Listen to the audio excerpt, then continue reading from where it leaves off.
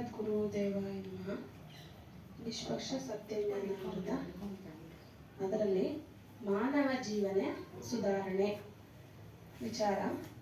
ಮಾನವ ಜೀವನ ಸುಧಾರಣೆ ಅದರಲ್ಲಿ ಭಾಗ 1 ಅಂತ ಹೇಳಿದ್ರೆ ಧೈರ್ಯ ಗುಣದ 5 ಪ್ರಕೃತಿಗಳ ವಿವರಣೆ. ಅದರಲ್ಲಿ ಮೊದಲನೆಯದು ಮಿಥ್ಯ ತ್ಯಾಗ.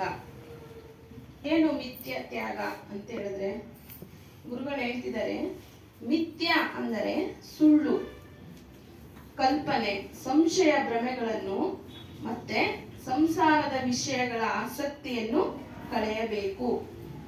ಕಲ್ಪನೆಯ ದೇವಿ, ದೇವತಾ, ಲೋಕ, ಲೋಕಾಂತರ ವಿಷಯಗಳನ್ನು ನಂಬಿ ಸಾಧಿಸುವುದು ಮಿಥ್ಯೆ.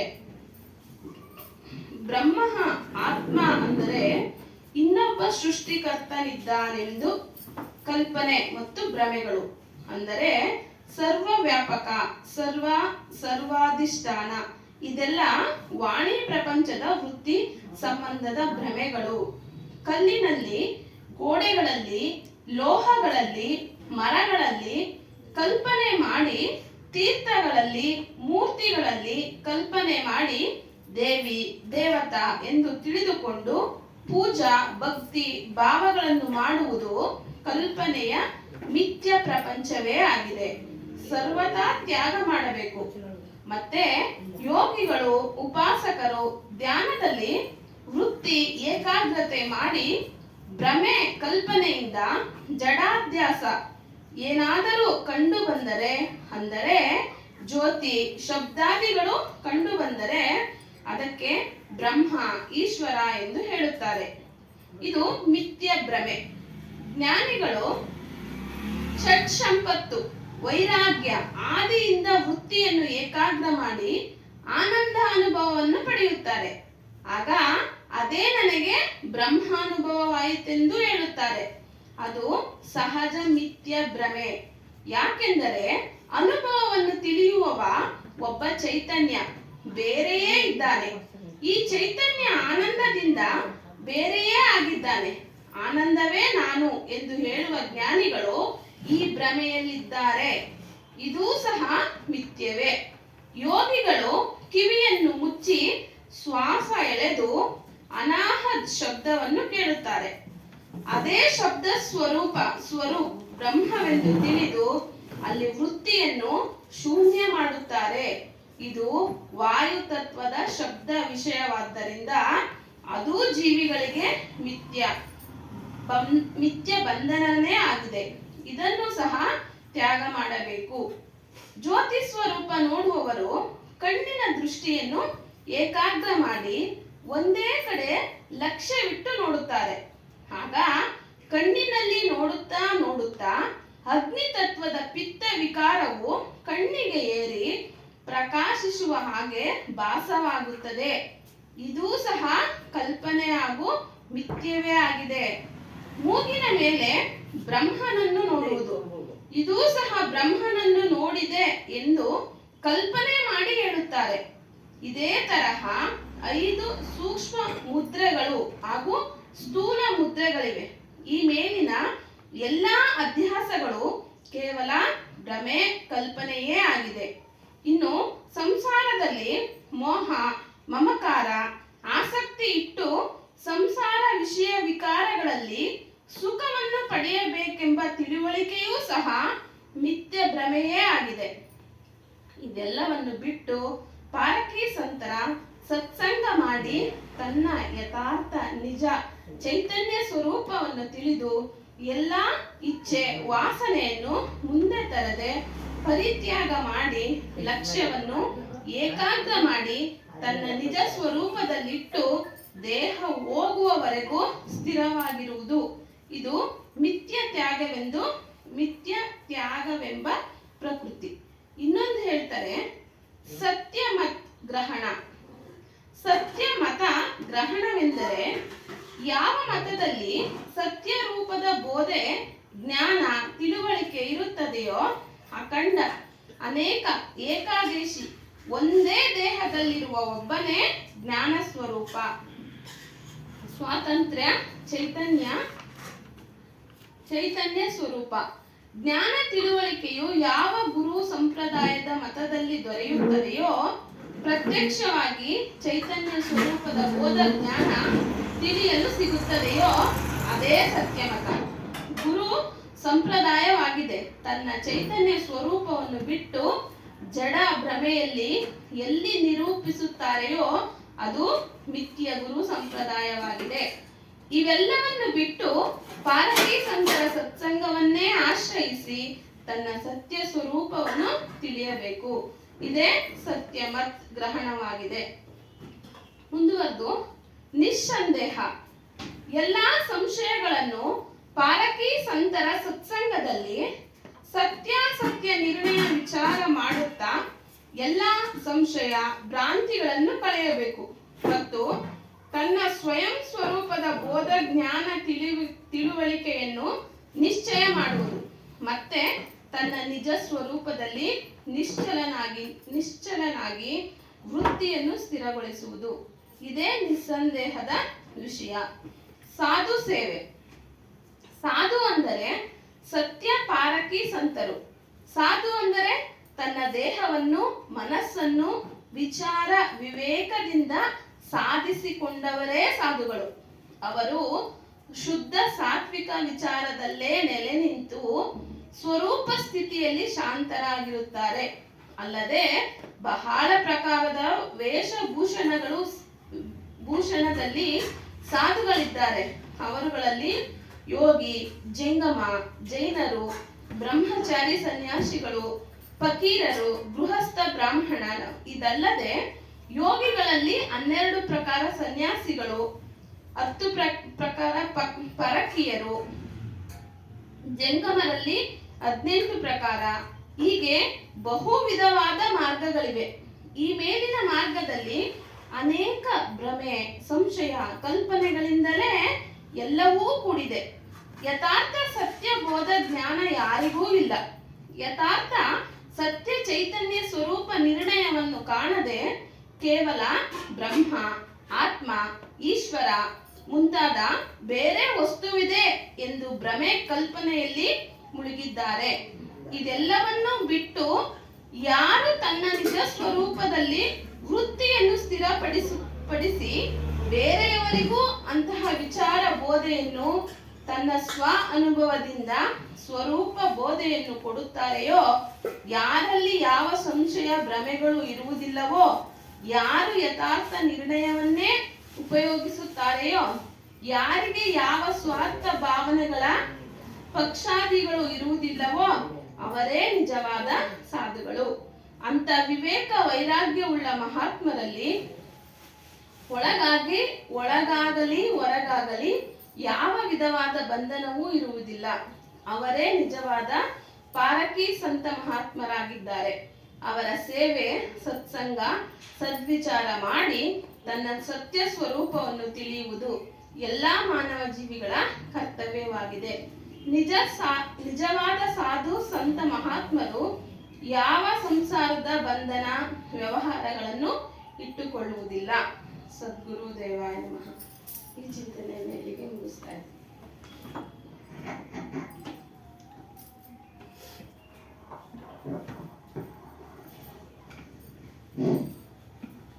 बोलिए श्री सत्यनाम आदि कबीर साहिब की जय। श्री हनुमान साहिब की जय। गुरु माता जी की जय। सर्व संत महंत की जय। ಪೂಜ್ಯರು ಪ್ರಾತಸ್ಮರಣೀಯರು ಸದ್ಗುರುಗಳಾದಂಥ ಸದ್ಗುರು ಶ್ರೀ ಹನುಮಾನ್ ಸಾಹೇಬರ ದಿವ್ಯಚರಣೆಯನ್ನು ಸುತ್ತ ಮಾತಾಜಿಯವರ ದಿವ್ಯಚರಣೆಗಳನ್ನು ನೆರೆದಿರುವ ಎಲ್ಲ ಮನೆಗಳು ಸತ್ಸಂಗ ಕಾರ್ಯಕ್ರಮ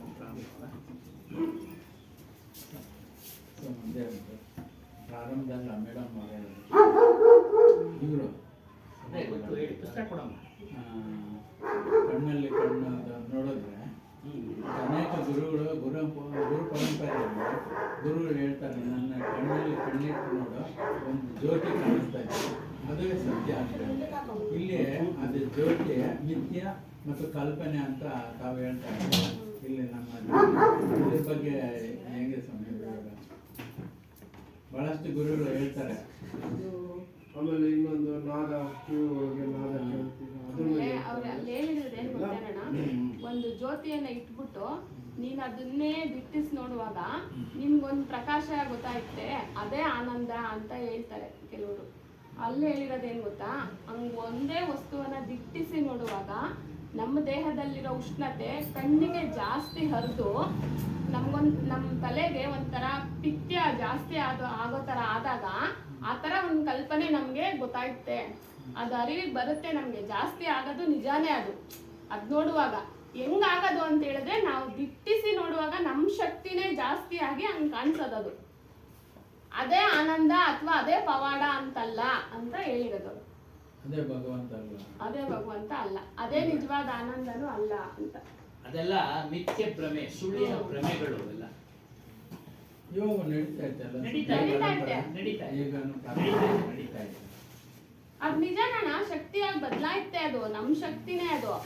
ಅದೇನೋ ಒಂದು ಪಿತ್ತ ಅಂತ ಹೇಳಿದಲ್ಲಿ ಅದು ನೆತ್ತಿಗೆ ಹೋಗಿ ಜಾಸ್ತಿ ಆದಾಗ ನಿಮ್ಗೊಂದು ಅನುಭವ ಆಗುತ್ತದು ಅಂತಾನೆ ಹೇಳ್ತಾರೆ. ಅನೇಕ ಜನಕ್ಕೆ ಗೊತ್ತಿರ್ತಕ್ಕಂಥ ಒಂದು ಪ್ರಶ್ನೆ ಮಾಡಲ್ಲ ಕೆಲವರು. ಈ ಪ್ರಶ್ನೆ ಮಾಡಕ್ಕೆ ಒಳ್ಳೇದು ಅನ್ನೋದು ಸ್ವಲ್ಪ ಪ್ರಶ್ನೆ ಮಾಡಕ್ಕೆ ಅವ್ರು ಈ ವಿಚಾರ ಕೇಳಿದ್ರೆ ಪ್ರಶ್ನೆ ಈ ವಿಚಾರ ಕೇಳಿರಲ್ಲ, ಅದೇ ಸತ್ಯ ಅನ್ನೋದು. ಈಗ ಉದಾಹರಣೆಗೆ ನಾದ ಬಿಂದು ಅಂದ್ರೆ ಹನಿ, ಬಿಂದು ಅಂದ್ರೆ ನಾದ ಅಂದ್ರೆ ಶಬ್ದ, ಬಿಂದು ಅಂದ್ರೆ ಹನಿ. ನಾವು ನಾಲಿಗೆನ ತಿರುವಾಗಿ ಇಟ್ಕೊಂಡು ಗಂಟ್ಲಲ್ಲಿ ಕಿರ್ನಾಲಿಗೆ ತಾಕ್ಸಿದ್ರೆ ಒಂದು ಬಿಂದು ಉತ್ಪನ್ನ ಆಗುತ್ತೆ, ಒಂಥರ ಆನಂದ, ಒಂದು ರಸ. ಅದನ್ನ ಹೇಳ್ತಾರೆ. ಅದನ್ನು ಸಹ ಅಮೃತ ಅಂತ ಹೇಳ್ತಾರೆ. ಅವೆಲ್ಲ ಸುಳ್ಳು. ದೇಹದಿಂದ ಉತ್ಪತ್ತಿ ಆಗತ್ತದ್ದು ಅದೆಲ್ಲ, ದೇಹದಿಂದ ಉತ್ಪತ್ತಿ ಆಗುವಂಥದ್ದು. ಈ ದೇಹನೇ ನಾಶ ಆಗುವಂಥದ್ದು ಅಂತ ಅನ್ನುವಾಗ ಈ ದೇಹದಿಂದ ಉತ್ಪತ್ತಿ ಆಗಿದ್ದು ಹೇಗೆ ಸತ್ಯ ಆಗುತ್ತೆ? ಈ ರೀತಿ ವಿಚಾರ ಅಷ್ಟೇ. ಇದ್ರ ಬಗ್ಗೆ ಪ್ರಶ್ನೆನೂ ಆಯ್ತು. ನಾನು ಅದು ವಿವೇಕ ಶಿರಾಮಣಿ ತೆಗೆದುಕೊಂಡು ಹೋಗಿ ಹೇಳಿದೆ. ಅವೆಲ್ಲ ಏನೂ ಇಲ್ಲ, ಅಲ್ಲೆಲ್ಲ ಆತ್ಮನೇ ಸತ್ಯ, ಇನ್ನೆಲ್ಲ ಮಿಥ್ಯ, ಅಷ್ಟೇ. ಎಲ್ಲ ನಾಶ ಆಗುವಂತ ಶರೀರದಲ್ಲಿ ಉತ್ಪತ್ತಿ ಆಗುವಂಥದ್ದು ಅವೆಲ್ಲ. ನಾದ ಶಬ್ದ ಕಿವಿ ಇದ್ರೆ ಶಬ್ದ ಕೇಳೋದು. ಸ್ವಾಮಿ ಓಂ ಅನ್ನೋ ಶಬ್ದ ಕಿವಿ ಇದ್ರೆ ಅದು ಒಳಗಡೆ ಉತ್ಪತ್ತಿ ಆಗ್ತದೆ. ಮಾಡ್ತಾ ಮಾಡ್ತಾ ಮಾಡ್ತಾ ಉತ್ಪತ್ತಿ ಅದೇ ಜಯಂಕಾರ ಆಗುತ್ತೆ. ಅದನ್ನ ಕೇಳಿ ಅದೇ ಆನಂದ, ಅದೆಲ್ಲ ಇಲ್ಲ. ಈಗ ಒಂದು ಮನುಷ್ಯನಿಗೆ ಪಂಚಕರ್ಮೇಂದ್ರಿಯಗಳು ಪಂಚೇಂದ್ರಿಯಗಳು ಕರೆಕ್ಟಾಗಿ ಕೆಲಸ ಮಾಡಬೇಕಾದ್ರೆ ಅದು ಅವನ ಮಾಡ್ಕೊಂಡ್ ಬಂದಿರ್ತಕ್ಕಂಥ ಸುಕೃತನ ಇಲ್ಲ ಹೆಂಗೆ? ಎಲ್ಲರೂ ಕೆಲಸ ಮಾಡ್ತಾ ಇದೆಯಲ್ಲ ಕರ್ಮೇಂದ್ರಿಯ. ಕೆಲವ್ರಿಗೆ ಕೆಲವ್ರು ಕಾಣಿಸಲ್ಲ. ಪ್ರಾರಬ್ಧ ಕರ್ಮ. ಅವರು ಪ್ರಾರಬ್ಧ ಕರ್ಮ ಅವೆಲ್ಲ ಅದೇ ಸುಕೃತ. ಅವರವರು ಪಡ್ಕೊಂಡ್ ಬಂದಿರೋದು.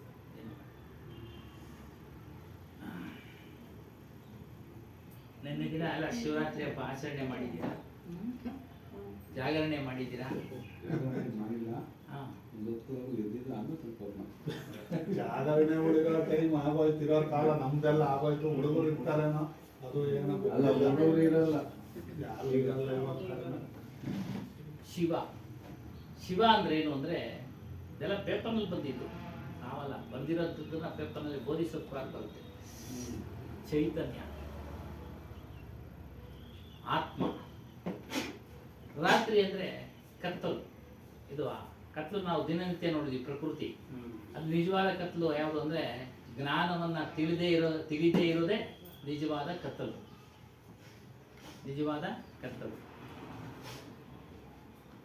ಮತ್ತೆ ಬೇರೆ ಎಲ್ಲರೂ ಶಿವ ಶಿವ ಅಂತೇಳಿ ಎಲ್ಲ ಪೂಜೆ ಮಾಡ್ತಾರಲ್ಲ, ಅದಕ್ಕೆ ಇಲ್ಲಿ ಹೇಳ್ತಾರೆ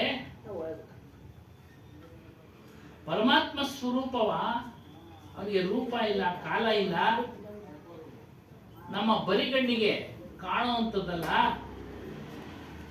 ನಿಲುಕುವಂಥದ್ದಲ್ಲ, ಯಾವುದೇ ರೂಪ ಇಲ್ದಿಲ್ಲಿ ಪರಮಾತ್ಮನು ಅಂದ್ರೆ ಆತ್ಮನು ಇಲ್ಲ.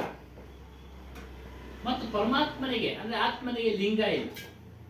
ಲಿಂಗ ಹೆಣ್ಣು ಗಂಡು ಅನ್ನೋದು ಏನು ಇಲ್ಲ. ಎಲ್ಲರಲ್ಲೂ ಅರಿತಾ ಇದ್ದಾನೆ, ಎಲ್ಲರಲ್ಲೂ ಇದ್ದು ಅರಿತಾ ಇದ್ದಾನೆ. ನೀನು ಕೂಡ ಪರಬ್ರಹ್ಮ ಅಂದ್ರೆ ಯಾವುದೇ ಒಂದು ಗುಣ ಇಲ್ಲದೆ ಇರೋದು. ಇವು ತಿಳಿಬೇಕಾದ್ರೆ ಸತತವಾದ ಚಿಂತನ, ಮಂಥನ, ಧ್ಯಾನ ಇತ್ಯಾದಿಗಳಿಂದ ಅವನ ಅನುಭವವನ್ನು ಸ್ವಯಂ ಪಡೆಯಬೇಕಾಗುತ್ತದೆ. ಸ್ವಯಂ ಇಲ್ಲಿ ಶಬ್ದ. ನಾನೇ ಪಡಿಬೇಕು, ನಾನೇ ಪಡಿಬೇಕು. ಬೇರೆಯವರು ಪಡೆದಿದ್ದು ನನಗೆ ಬರಲ್ಲ, ಬೇರೆಯವರು ಪಡೆದಿದ್ದು ನಮಗೆ ಬರೋದಿಲ್ಲ.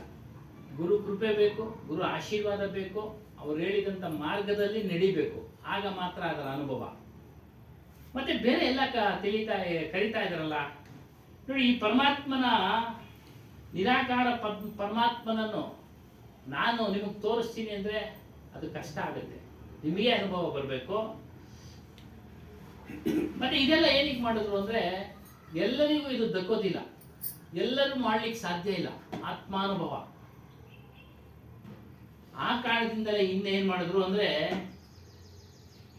ಸಾಕಾರ ಪರಮಾತ್ಮ ಅಂದರೆ ವಿಗ್ರಹಾದಿಗಳ ಪೂಜೆ ಅದನ್ನ ಇಟ್ರು. ಯಾವ್ಯಾವುದು ಅಂದ್ರೆ ಸಾಕಾರ ಮೂರ್ತಿ ಅಂದ್ರೆ ವಿಷ್ಣು, ಶಿವ, ಸೂರ್ಯ, ಗಣಪತಿ, ದೇವಿ ದೇವತಾದಿಗಳ 3 ಇವೆಲ್ಲ. ಎಷ್ಟು ದೇವತೆಗಳವರು. ಶ್ರೀ ಸಾಮಾನ್ಯನು ನನಗೆ ಇಷ್ಟವಾದ ದೈವವನ್ನು ಆಯ್ಕೆ ಮಾಡಿಕೊಂಡು ಆರಾಧಿಸಲು ಅವಕಾಶವನ್ನ ಮಾಡಿಕೊಟ್ಟರು ಅಷ್ಟೇ. ಶ್ರೀ ಸಾಮಾನ್ಯ ಸಾಮಾನ್ಯ, ಇದು ಅರ್ಥ ಆಗದೆ ಇರತಕ್ಕಂಥವ್ರಿಗೆ ಅದೊಂದನ್ನ ಅವಕಾಶ ಮಾಡಿಕೊಟ್ಟಿದ್ದಾರೆ, ಮಾಡಿಕೊಳ್ಳಿ. ಮುಂದಿನ ಜನ್ಮದಲ್ಲಿ ಯಾವಾಗ ಅವನು ಸುಕೃತ ಫಲದಿಂದ ಇದಕ್ಕೆ ಬರುವಂತನಾಗ್ತಾನೆ ಅನ್ನೋ ಒಂದು ಉದ್ದೇಶ. ಇನ್ನು ಉಪವಾಸ. ಉಪ ಅಂದ್ರೆ ಸಮೀಪ, ವಾಸ ಅಂದ್ರೆ ವಾಸ ಮಾಡೋದು. ಸಮೀಪ ವಸ್ತು ಯಾವುದು ಅಂದ್ರೆ ನಮ್ಮ ಸ್ವರೂಪ, ನಮ್ಮ ಸ್ವರೂಪ. ಅದರಲ್ಲಿ ವಾಸ ಮಾಡತಕ್ಕಂಥದ್ದು ಅಂದ್ರೆ ಅದರಲ್ಲಿ ಹೋಗಿ ನಿಲ್ಲೋದು, ಅದು ಕುಂತು ಅದನ್ನ ಅನುಭವ ಪಡೆಯೋದು, ಇದೆಲ್ಲ ವಾಸ. ಅದನ್ನ ಮಾಡಿ. ಈ ವರ್ಷಕ್ಕೊಮ್ಮೆ ಇದೆಲ್ಲ ಏನಕ್ಕೆ ಮಾಡೋದು ಅಂದ್ರೆ ಜ್ಞಾನಿಗಳು, ಯೋಗಿಗಳು ಪ್ರತಿನಿತ್ಯ ಜಾಗರಣೆ ಮಾಡ್ತಾರೆ. ಅಂದ್ರೆ ನಿದ್ದೆ ಕೆಡೋದಲ್ಲ, ತಮ್ಮ ನಡೆ ನುಡಿಗಳಲ್ಲಿ ಎಚ್ಚರದಿಂದ ಇರ್ತಾರೆ ಅವರು. ಅದು ನಿಜವಾದ ಜಾಗರಣೆ. ನಡೆ ನುಡಿಗಳಲ್ಲಿ, ಆಚಾರ ವಿಚಾರಗಳಲ್ಲಿ ಅವರು ಎಚ್ಚರ ತಪ್ಪದೇ ಇರ್ತಾರೆ ನೋಡಿ, ಇದು ಜಾಗರಣೆ. ವರ್ಷಕ್ಕೊಮ್ಮೆ ಮಾಡೋದು. ಇವರು ಸ್ತ್ರೀ ಸಾಮಾನ್ಯರಿಗೆ ಒಂದು ಅವಕಾಶ ಕೊಟ್ಟವ್ರೆ. ಪೂಜೆ ಪುನಸ್ಕಾರ ಇವ್ರು ಪ್ರತಿನಿತ್ಯ ಮಾಡ್ತಾರೆ. ಜ್ಞಾನಿಗಳು, ಯೋಗಿಗಳು ಇದನ್ನು ತಿಳಿದ ಮೇಲೆ ಅವ್ರಿಗೆ ಇವೆಲ್ಲ ಏನು ಅವಶ್ಯಕತೆ ಇಲ್ಲ, ಏನೋ ಅವಶ್ಯಕತೆ ಇಲ್ಲ. ತನ್ನ ನಡೆನುಡಿಯಲ್ಲಿ ಪರಿಶುದ್ಧನಾದ ವ್ಯಕ್ತಿ ರಾತ್ರಿ ಹೊತ್ತು ಸಾಂಪ್ರದಾಯಿಕ ಜಾಗರಣೆ ಮಾಡಿದ್ರೆ, ನಿದ್ರೆ ಮಾಡಿದ್ರು ಅದು ಒಂದು ರೀತಿಯಲ್ಲಿ ಶಿವನ ಧ್ಯಾನವೇ. ನಡೆನುಡಿ ಚೆನ್ನಾಗಿದ್ರೆ ಪ್ರತಿನಿತ್ಯ ಶಿವನ ಧ್ಯಾನ ಮಾಡಿದ್ರೆ, ಅಂದರೆ ಆತ್ಮನ ಧ್ಯಾನ ಮಾಡಿದ್ರೆ. ಮತ್ತು ಎಷ್ಟೇ ಶ್ರೀಮಂತನಾದರೂ ಸಹ ಆತ್ಮಜ್ಞಾನವನ್ನ ಪಡೀದೇ ಇರೋನು ಅವನು ಬಡವ. ಈಗ ಶ್ರೀಮಂತ ಬಡವ ಅಂತ ಭೇದ ಭಾವ ಇಲ್ವಾ? ಆ ರೀತಿಯಾಗಿ ಅವನು ಶ್ರೀಮಂತನಾಗಿದ್ದರೂ ಸಹ ಆತ್ಮಜ್ಞಾನ ಇಲ್ಲದೆ ಇದ್ರೆ, ಆತ್ಮಜ್ಞಾನವನ್ನು ತಿಳಿದೇ ಇದ್ರೆ ಅವನು ಬಡವ. 5 ವಾರ ಶಿವಪೂಜೆ, ಏನು ಆತ್ಮಪೂಜೆ ಅಂತ. ಆತನ ತತ್ವವನ್ನ ಅರಿಯುವುದು, ಶಿವನ ತತ್ವ ಯಾವುದು ಅಂದ್ರೆ ಆತ್ಮ ತತ್ವವನ್ನ ಅರಿಯುವುದು. ಏಕಾಗ್ರ ಚಿತ್ತದಿಂದ ಆತ್ಮನನ್ನ ಧ್ಯಾನ ಮಾಡುವುದು. ಹೇಳಿದ್ವಲ್ಲ, ಚಿಂತನ, ಮನನ, ಧ್ಯಾನ ಇವುಗಳಿಂದ ಮಾತ್ರ ಅದು ಮಾಡಲಿಕ್ಕೆ ಸಾಧ್ಯ ಆಗುತ್ತೆ. ಶ್ರದ್ಧೆ ಇದೆಲ್ಲ ಅರ್ಥ ನಮಗೆ ಅರಿವು ಬರಬೇಕಾದ್ರೆ ಶ್ರದ್ಧೆಯಿಂದ ಮಾಡಿದ್ರೆ ಮಾತ್ರ ಅವೆಲ್ಲ ತಿಳಿಯಕ್ಕಾಗದು. ಕೇಳುವುದರ ಮೂಲಕ ಶ್ರದ್ಧೆಯಿಂದ ಕೇಳ್ತೀವಿ, ನಂತರ ಮನನ ಮಾಡ್ತೀವಿ, ನಂತರ ಧ್ಯಾನ ಮಾಡ್ತೀವಿ. ಅವೆಲ್ಲ ಆದ್ರಿಂದ ಮಾತ್ರ ಅವೆಲ್ಲ.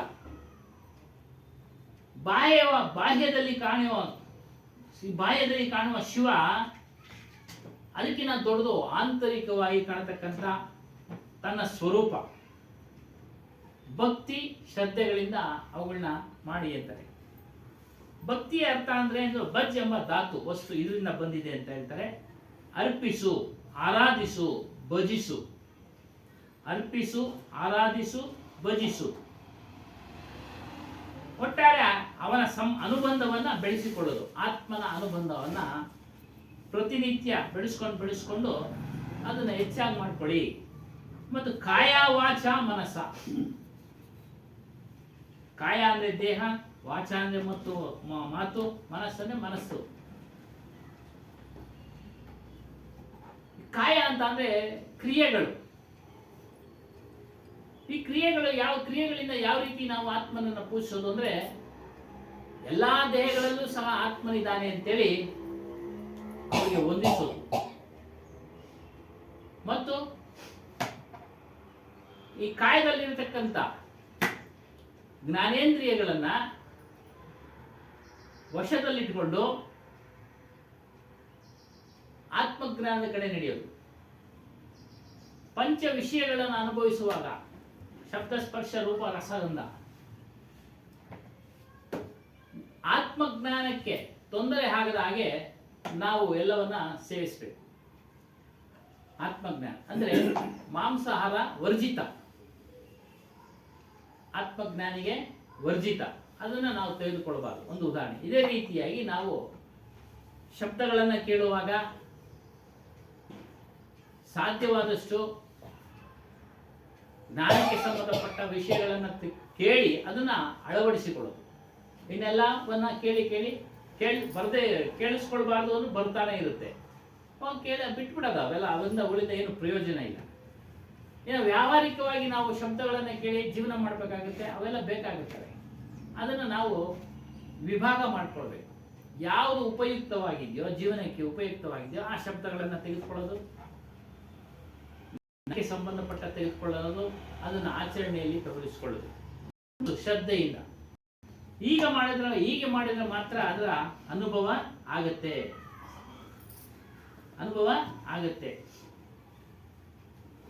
ದೋಷ ಸಮೂಹದಿಂದ ದೂರವಾಗದು.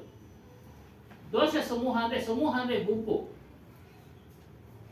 ಮನುಷ್ಯನಲ್ಲಿ ಈ ಕಾಮ, ಕ್ರೋಧ, ಲೋಭ, ಮೋಹ, ಮದ, ಮತ್ಸರ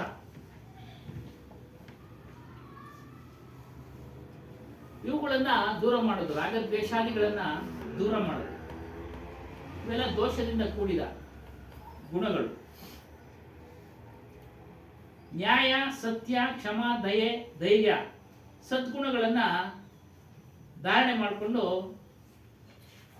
ಜೀವನವನ್ನ ನಡೆಸೋದು. ದುರ್ಗುಣ ಮತ್ತು ದೋಷಗಳಿಂದ ನಮ್ಮನ್ನು ರಕ್ಷಿಸಿಕೊಂಡು ಸದ್ಗುಣಗಳ ಜೊತೆ ನಡೆಯೋದು, ಇದು ಸಹ ಉಪವಾಸ ಆಗಿದೆ.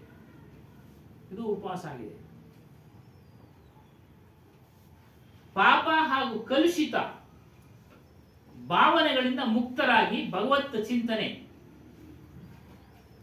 ಪಾಪ ಅಂದ್ರೆ ಪಾಪ ಕೆಲಸಗಳನ್ನ ಮಾಡದೇ ಇರತಕ್ಕಂಥದ್ದು, ಕಲುಷಿತ ತೊಂದರೆ ಆಗತಕ್ಕಂಥ ವಿಚಾರಗಳನ್ನ ದೂರ ಇಡೋದು, ಬೇರೆಯವ್ರಿಗೂ ತೊಂದರೆ ಮಾಡದೇ ಇರೋದು, ಈ ರೀತಿ ಭಾವನೆಗಳನ್ನ ಅಳವಡಿಸಿಕೊಂಡು ನಾವು ಭಗವಂತನ ಚಿಂತನೆ ಮಾಡಬೇಕು.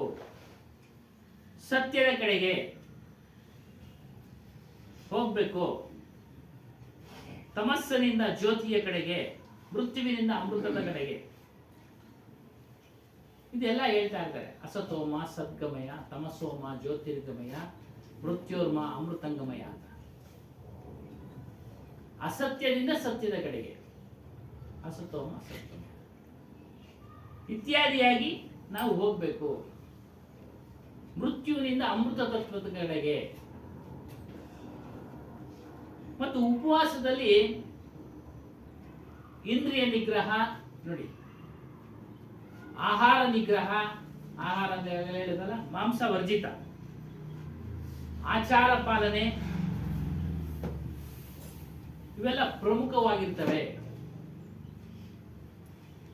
ಮತ್ತು ಶಿವರಾತ್ರಿಯ ವ್ರತ ಏನ್ ಮಾಡ್ತೀವಿ, ರಾತ್ರಿ ಎಲ್ಲ ಜಾಗರಣೆ ಇದ್ದು ಉಪವಾಸ ಇದ್ದು ಹೇಳ್ತಾರೆ.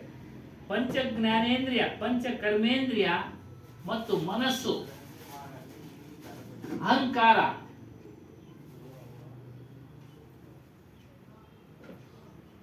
ಇವುಗಳನ್ನ ನಿರೋಧ ಅಂದ್ರೆ ಎಷ್ಟು ಬೇಕೋ ಅಷ್ಟು ಇಟ್ಕೊಂಡು ನಿಜವಾದ ಶಿವಪೂಜೆ, ಆತ್ಮನ ಪೂಜೆ, ಇದು ಶಿವರಾತ್ರಿಯ ವ್ರತವಾಗಿದೆ. ಅದನ್ನು ನಾವು ಮಾಡ್ತಾ ಇದ್ದೀವಿ. ಪ್ರತಿ ಸೋಮವಾರ ಇಲ್ಲಿ ಬಂದು ಆತ್ಮ ವಿಚಾರಗಳನ್ನು ತಿಳಿತಾ ಇದ್ದೀವಿ. ಭಕ್ತಿಯಿಂದ ಸತ್ಸಂಗವನ್ನ ಸವಿತಾ ಇದ್ದೀವಿ. ಇದನ್ನು ಯಾವಾಗಲೂ ಮಾಡಿ ಅಂತಾನೆ ಹೇಳೋದು. ಸದ್ಗುರು ಹನುಮಾನ್ ಸಾಹೇಬ್ರು ಹೇಳೋದು, ಒಂದಿನ ಮಾಡಿ ಸುಮ್ಮನಾಗೋದಲ್ಲ, ಪ್ರತಿನಿತ್ಯ ಈ ವ್ರತಗಳನ್ನು ನೀವು ಪಾಲನೆ ಮಾಡಿ. ಆಹಾರ, ಇಂದ್ರಿಯ ನಿಗ್ರಹ, ಮನಸ್ಸು ನಿಗ್ರಹ, ಕಳೆದ ವಾರ ಹೇಳಿದ್ವಿ ಶಮದಮಾದಿ ಷಟ್ ಸಂಪತ್ತು ಅಂತ, ಅದನ್ನ ಪ್ರತಿನಿತ್ಯ ನೀವು ಮಾಡ್ತಾ ಇರಿ. ಅದು ನೋಡಿ ನಿಜವಾದ ಜಾಗರಣೆ, ನಿಜವಾದ ಶಿವನ ಪೂಜೆ ಆಗುತ್ತೆ ಅಂತ ಇಲ್ಲಿ ಹೇಳಿದ್ದಾರೆ. ಅದರಿಂದ ಕಳೆದ ವಾರ ನಾವು ನಿಲ್ಲಿಸಿದ್ವಿ. ಸುಮ್ಮನೆ ಅಸತ್ಸೋಮ ಸತ್ಯಮಯ ಸೋಮ ಜ್ಯೋತಿಷ್ಕಮ ಈ ಪದಗಳು ಈ ವಾಕ್ಯ ಶ್ಲೋಕ ಈ ಶ್ಲೋಕ ಬರೀಬೇಕಾದ್ರೆ ಸರಿ ಸರ್.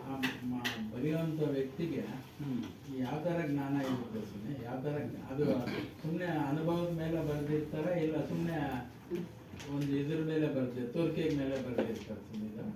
ಜ್ಞಾನಿಗಳು ಬರೆದಿರೋದೆಲ್ಲ ಅನುಭವದ ಮೇಲೆ, ಅವರವರ ಅನುಭವದ ಮೇಲೆ. ಅಲ್ಲಿ ಇವ್ರಿಗೆ ಇದು ಅರಿವು ಆಗಿರುತ್ತದ, ಯಾವುದರ ಅರಿವು? ಆತ್ಮಜ್ಞಾನ ಅರಿವು ಆಗಿರುತ್ತೆ, ಅವ್ರಿಗೆ ಅರಿವು ಆಗಿರುತ್ತೆ, ಇಲ್ಲ ಅಂತ ಹೇಳಿಲ್ಲ. ನೋಡಿ ಇಲ್ಲಿ ಅರಿವು, ಯಾವ್ಯಾವ ಮನುಷ್ಯ ಯಾವ್ಯಾವ ಸಬ್ಜೆಕ್ಟ್ ಆರಿಸ್ಕೊಂಡು ಅದ್ರ ಮೇಲೆ ಶ್ರದ್ಧೆ ಇರ್ತಾನೋ ಅದ್ರ ಪ್ರೊಫೆಸರ್ ಆಗ್ತಾನೆ ಅಲ್ವಾ? ಅದ್ರ ಪ್ರೊಫೆಸರ್ ಆಗ್ತಾನೆ. ಇವಾಗ ಇಂಗ್ಲಿಷ್ ಸಬ್ಜೆಕ್ಟ್ ಆರಿಸ್ಕೊಂಡು ಅವನು ಧ್ಯೇಯ ಅದೇ ಇರುತ್ತೆ, ಇಂಗ್ಲಿಷ್ ಪ್ರೊಫೆಸರ್ ಆಗ್ಬೇಕು ಅಂತ. ಅವನು ಬೇರೆ ಗಣಿತಕ್ಕೆ ಹೋಗಲ್ಲ, ಬೇರೆ ವಿಜ್ಞಾನಕ್ಕೆ ಹೋಗಲ್ಲ. ವಿಜ್ಞಾನ ಇಷ್ಟಪಡೋನು ವಿಜ್ಞಾನ ತೆಗೆದುಕೊಳ್ತಾನೆ, ರಿಸರ್ಚ್ ಆಗ್ತಾನೆ, ಬೇರೆ ಇನ್ನೊಂದು ಆಗ್ತಾನೆ. ಅರ್ಥ ಆಯ್ತಾ? ಅದೇ ರೀತಿ ಜ್ಞಾನಗಳಲ್ಲಿ ಹಲವಾರು ವಿಧ. ಉಪನಿಷತ್ತಿನ ಜ್ಞಾನವನ್ನ ತಿಳಿದುಕೊಂಡವರು ಉಪನಿಷತ್ಗೆ ಸಂಬಂಧಪಟ್ಟಂತ ಅಲ್ಲಿರೋ ವಿಚಾರಗಳನ್ನು ಹೇಳೋದವರು.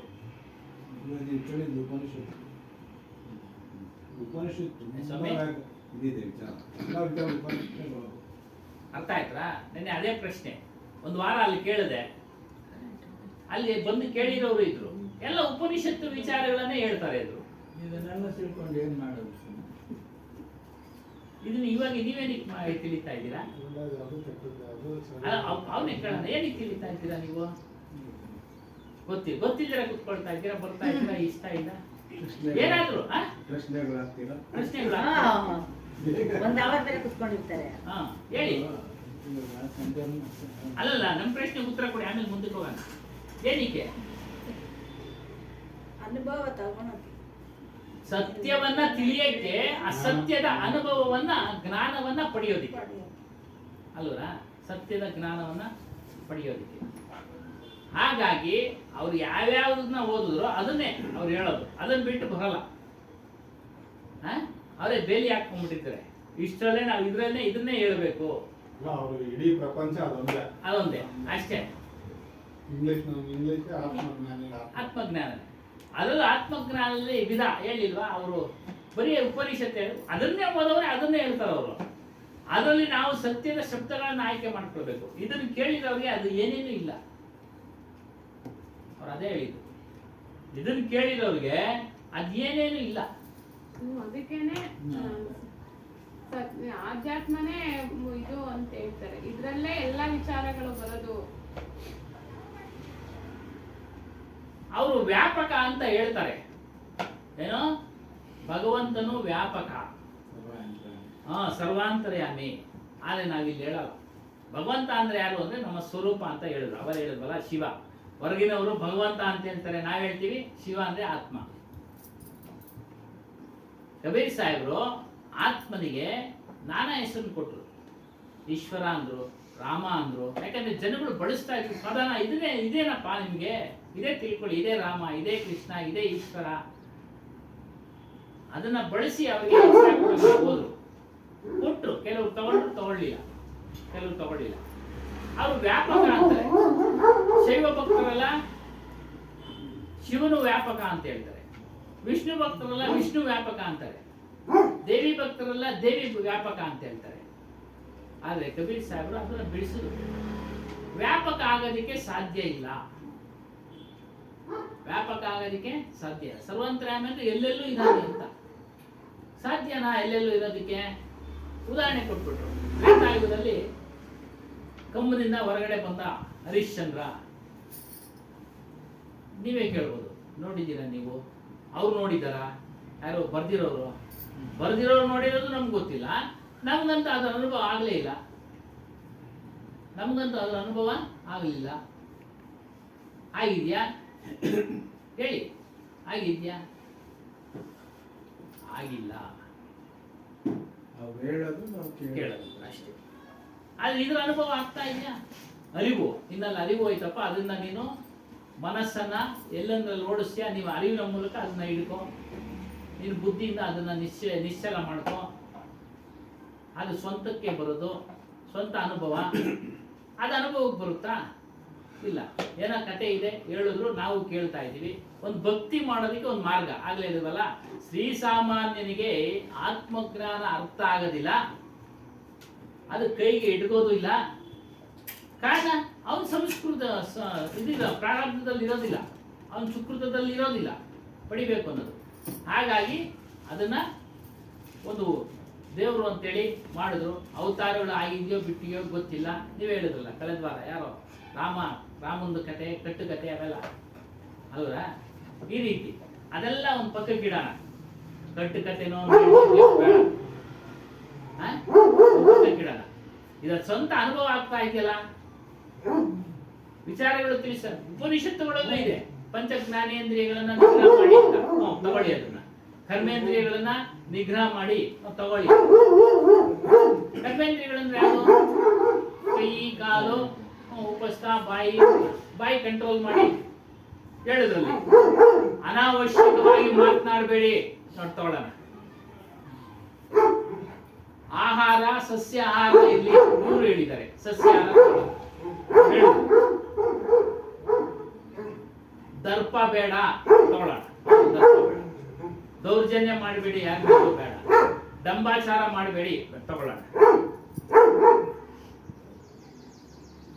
ಆದ್ರೆ ಪರಮಾತ್ಮನ ವಿಚಾರದಲ್ಲಿ ಬಂದಾಗ ಅವ್ರೇನ್ ಮಾಡಿದ್ರು? ವ್ಯಾಪಕ ಅಂತ. ಸದ್ಗುರು ಕಬೀರ್ ಸಾಹೇಬ್ ಆತ್ಮವೇ ಪರಮಾತ್ಮ, ಬೇರೆ ಪರಮಾತ್ಮನಿಲ್ಲ. ಇದ್ರೂ ಸಹ ಒಂದು ಪಕ್ಷ ಇವರಿಗೆಲ್ಲ ಪೂಜೆ ಮಾಡಕ್ ಕೊಟ್ಟವರಲ್ಲ ಶ್ರೀ ಸಾಮಾನ್ಯರಿಗೆ, ವಿಷ್ಣು, ಈಶ್ವರ, ಶಿವ ಅಂತೇಳಿ, ಅವರಿಂದ ಮುಕ್ತಿ ಇಲ್ಲ. ಅವರಿಂದ ಮುಕ್ತಿ ಇಲ್ಲ. ಶ್ರೀಕೃಷ್ಣ ಅವರು ಪರಮಾತ್ಮ ಅಂತೇಳಿ ಪೂಜೆ ಮಾಡ್ತಾರೆ. ನಾನು ಮುಕ್ತಿ ಸ್ವರೂಪನು ಅಂತ ತಿಳಿದ ಮೇಲೂ ತಿಳಿಯಕ್ ಮುಂಚೆ ಗುರುನ ಯಾಕೆ ಮಾಡ್ದ ಅವನು? ಅವನು 3 ಜನ ಗುರುಗಳು, ಕುಲಗುರುಗಳು, ಸಾಂದೀಪಿನಿ, ಮತ್ತೊಬ್ರು ಗುರುನ್ ಮಾಡಿ ತಿಳ್ಕೊಳ್ತಾನೆ ಆತ್ಮತತ್ವವನ್ನ. ಅದು ತಿಳಿದ್ಮೇಲೆ ಅವನು ಅರ್ಜುನನಿಗೆ ಬೋಧೆ ಮಾಡಿದ್ದು. ಅದು ಕೇಳ್ತಾರೆ, ಅರ್ಜುನನು ಬೋಧೆ ಮಾಡಿದ್ದು ಯಾರು ನೋಡಿದ್ರು? ಅವುಗಳಿಗೆ ಉತ್ತರ ಇಲ್ಲ. ನಾವೇನ್ ತಗೋಬೇಕು ಅಂದ್ರೆ ಒಳ್ಳೊಳ್ಳೆ ಶಬ್ದಗಳು, ವಿಚಾರ ಮಾಡುವಂತ ಶಬ್ದಗಳು ತಗೊಂಡು ವಿಚಾರ ಮಾಡಿ ನಿರ್ಣಯ ಮಾಡಬೇಕು. ಅದಕ್ಕೆ ಕಬೀರ್ ನಿರ್ಣಯ ಮಂದಿರ ಅಂತ ಅದಕ್ಕೆ ಹೆಸರು ಇಟ್ಟಿರೋದು ಅವ್ರಿಗೆ.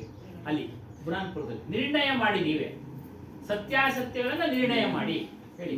ಇನ್ನೊಂದು ನಿರ್ಣಯ ಅಂದಾಗ ಇವತ್ತು ಸಮಾಜದಲ್ಲಿ ನಾವು ಹೆಂಗ್ ನೋಡ್ತಾ ಇದ್ದೀವಿ ಅಂದ್ರೆ, ಈ ರಾಜ್ಯದಲ್ಲಿ ನಮ್ದು ಅದು ಆ ರಾಜ್ಯಕ್ಕೆ ಜಮೀನು ಸೇರುತ್ತೆ, ಆ ರಾಜ್ಯಕ್ಕೆ ಗಾಳಿ ಸೇರುತ್ತೆ, ಆ ರಾಜ್ಯಕ್ಕೆ ನೀರು ಸೇರುತ್ತೆ, ಇನ್ನೊಂದು ದೇಶದವರು ಅರುಣಾಚಲ ನಮಗೆ ಸೇರುತ್ತೆ ಅಂತ ಇದೆಲ್ಲ ಫೈಟ್ ನಡೀತಾ ಇದೆ ಈ ಸಮಾಜದಲ್ಲಿ. ಆದ್ರೆ ಇದ್ರ ಬಗ್ಗೆ ಇಷ್ಟೊಂದು ಮಠಗಳು, ಇಷ್ಟೊಂದು ಉಪನಿಷತ್ತುಗಳು, ಇಷ್ಟೊಂದು ಇದೆಲ್ಲ ಇದೆಯಲ್ಲ ಮಠಗಳು ಎಲ್ಲಾನು, ಇವಾಗ ದೇವಸ್ಥಾನದವರು ಯಾರು ಇದ್ರ ಬಗ್ಗೆ ಫೈಟ್ ಮಾಡ್ತಾ ಇಲ್ಲ. ಯಾಕೆ? ಯಾವ್ದ್ರ ಬಗ್ಗೆ ಫೈಟ್ ಮಾಡ್ತಾರೆ? ಈಗ ನಮ್ಮದು ಇವಾಗ ಆತ್ಮಜ್ಞಾನ ಹೇಳಿಲ್ಲ, ಆತ್ಮಜ್ಞಾನ ಅಂತ ಹೇಳಿ ಅವರೇ ಬೇಲಿ ಹಾಕೊಂಡ್ಬಿಟ್ಟಿದ್ದಾರೆ. ಅವ್ರದ್ದೇ ಸಂಪ್ರದಾಯ. ಇದಕ್ಕೆ ಬರ್ತಾರಲ್ವಾ, ಯಾವ್ದು ಕೇಳಿ?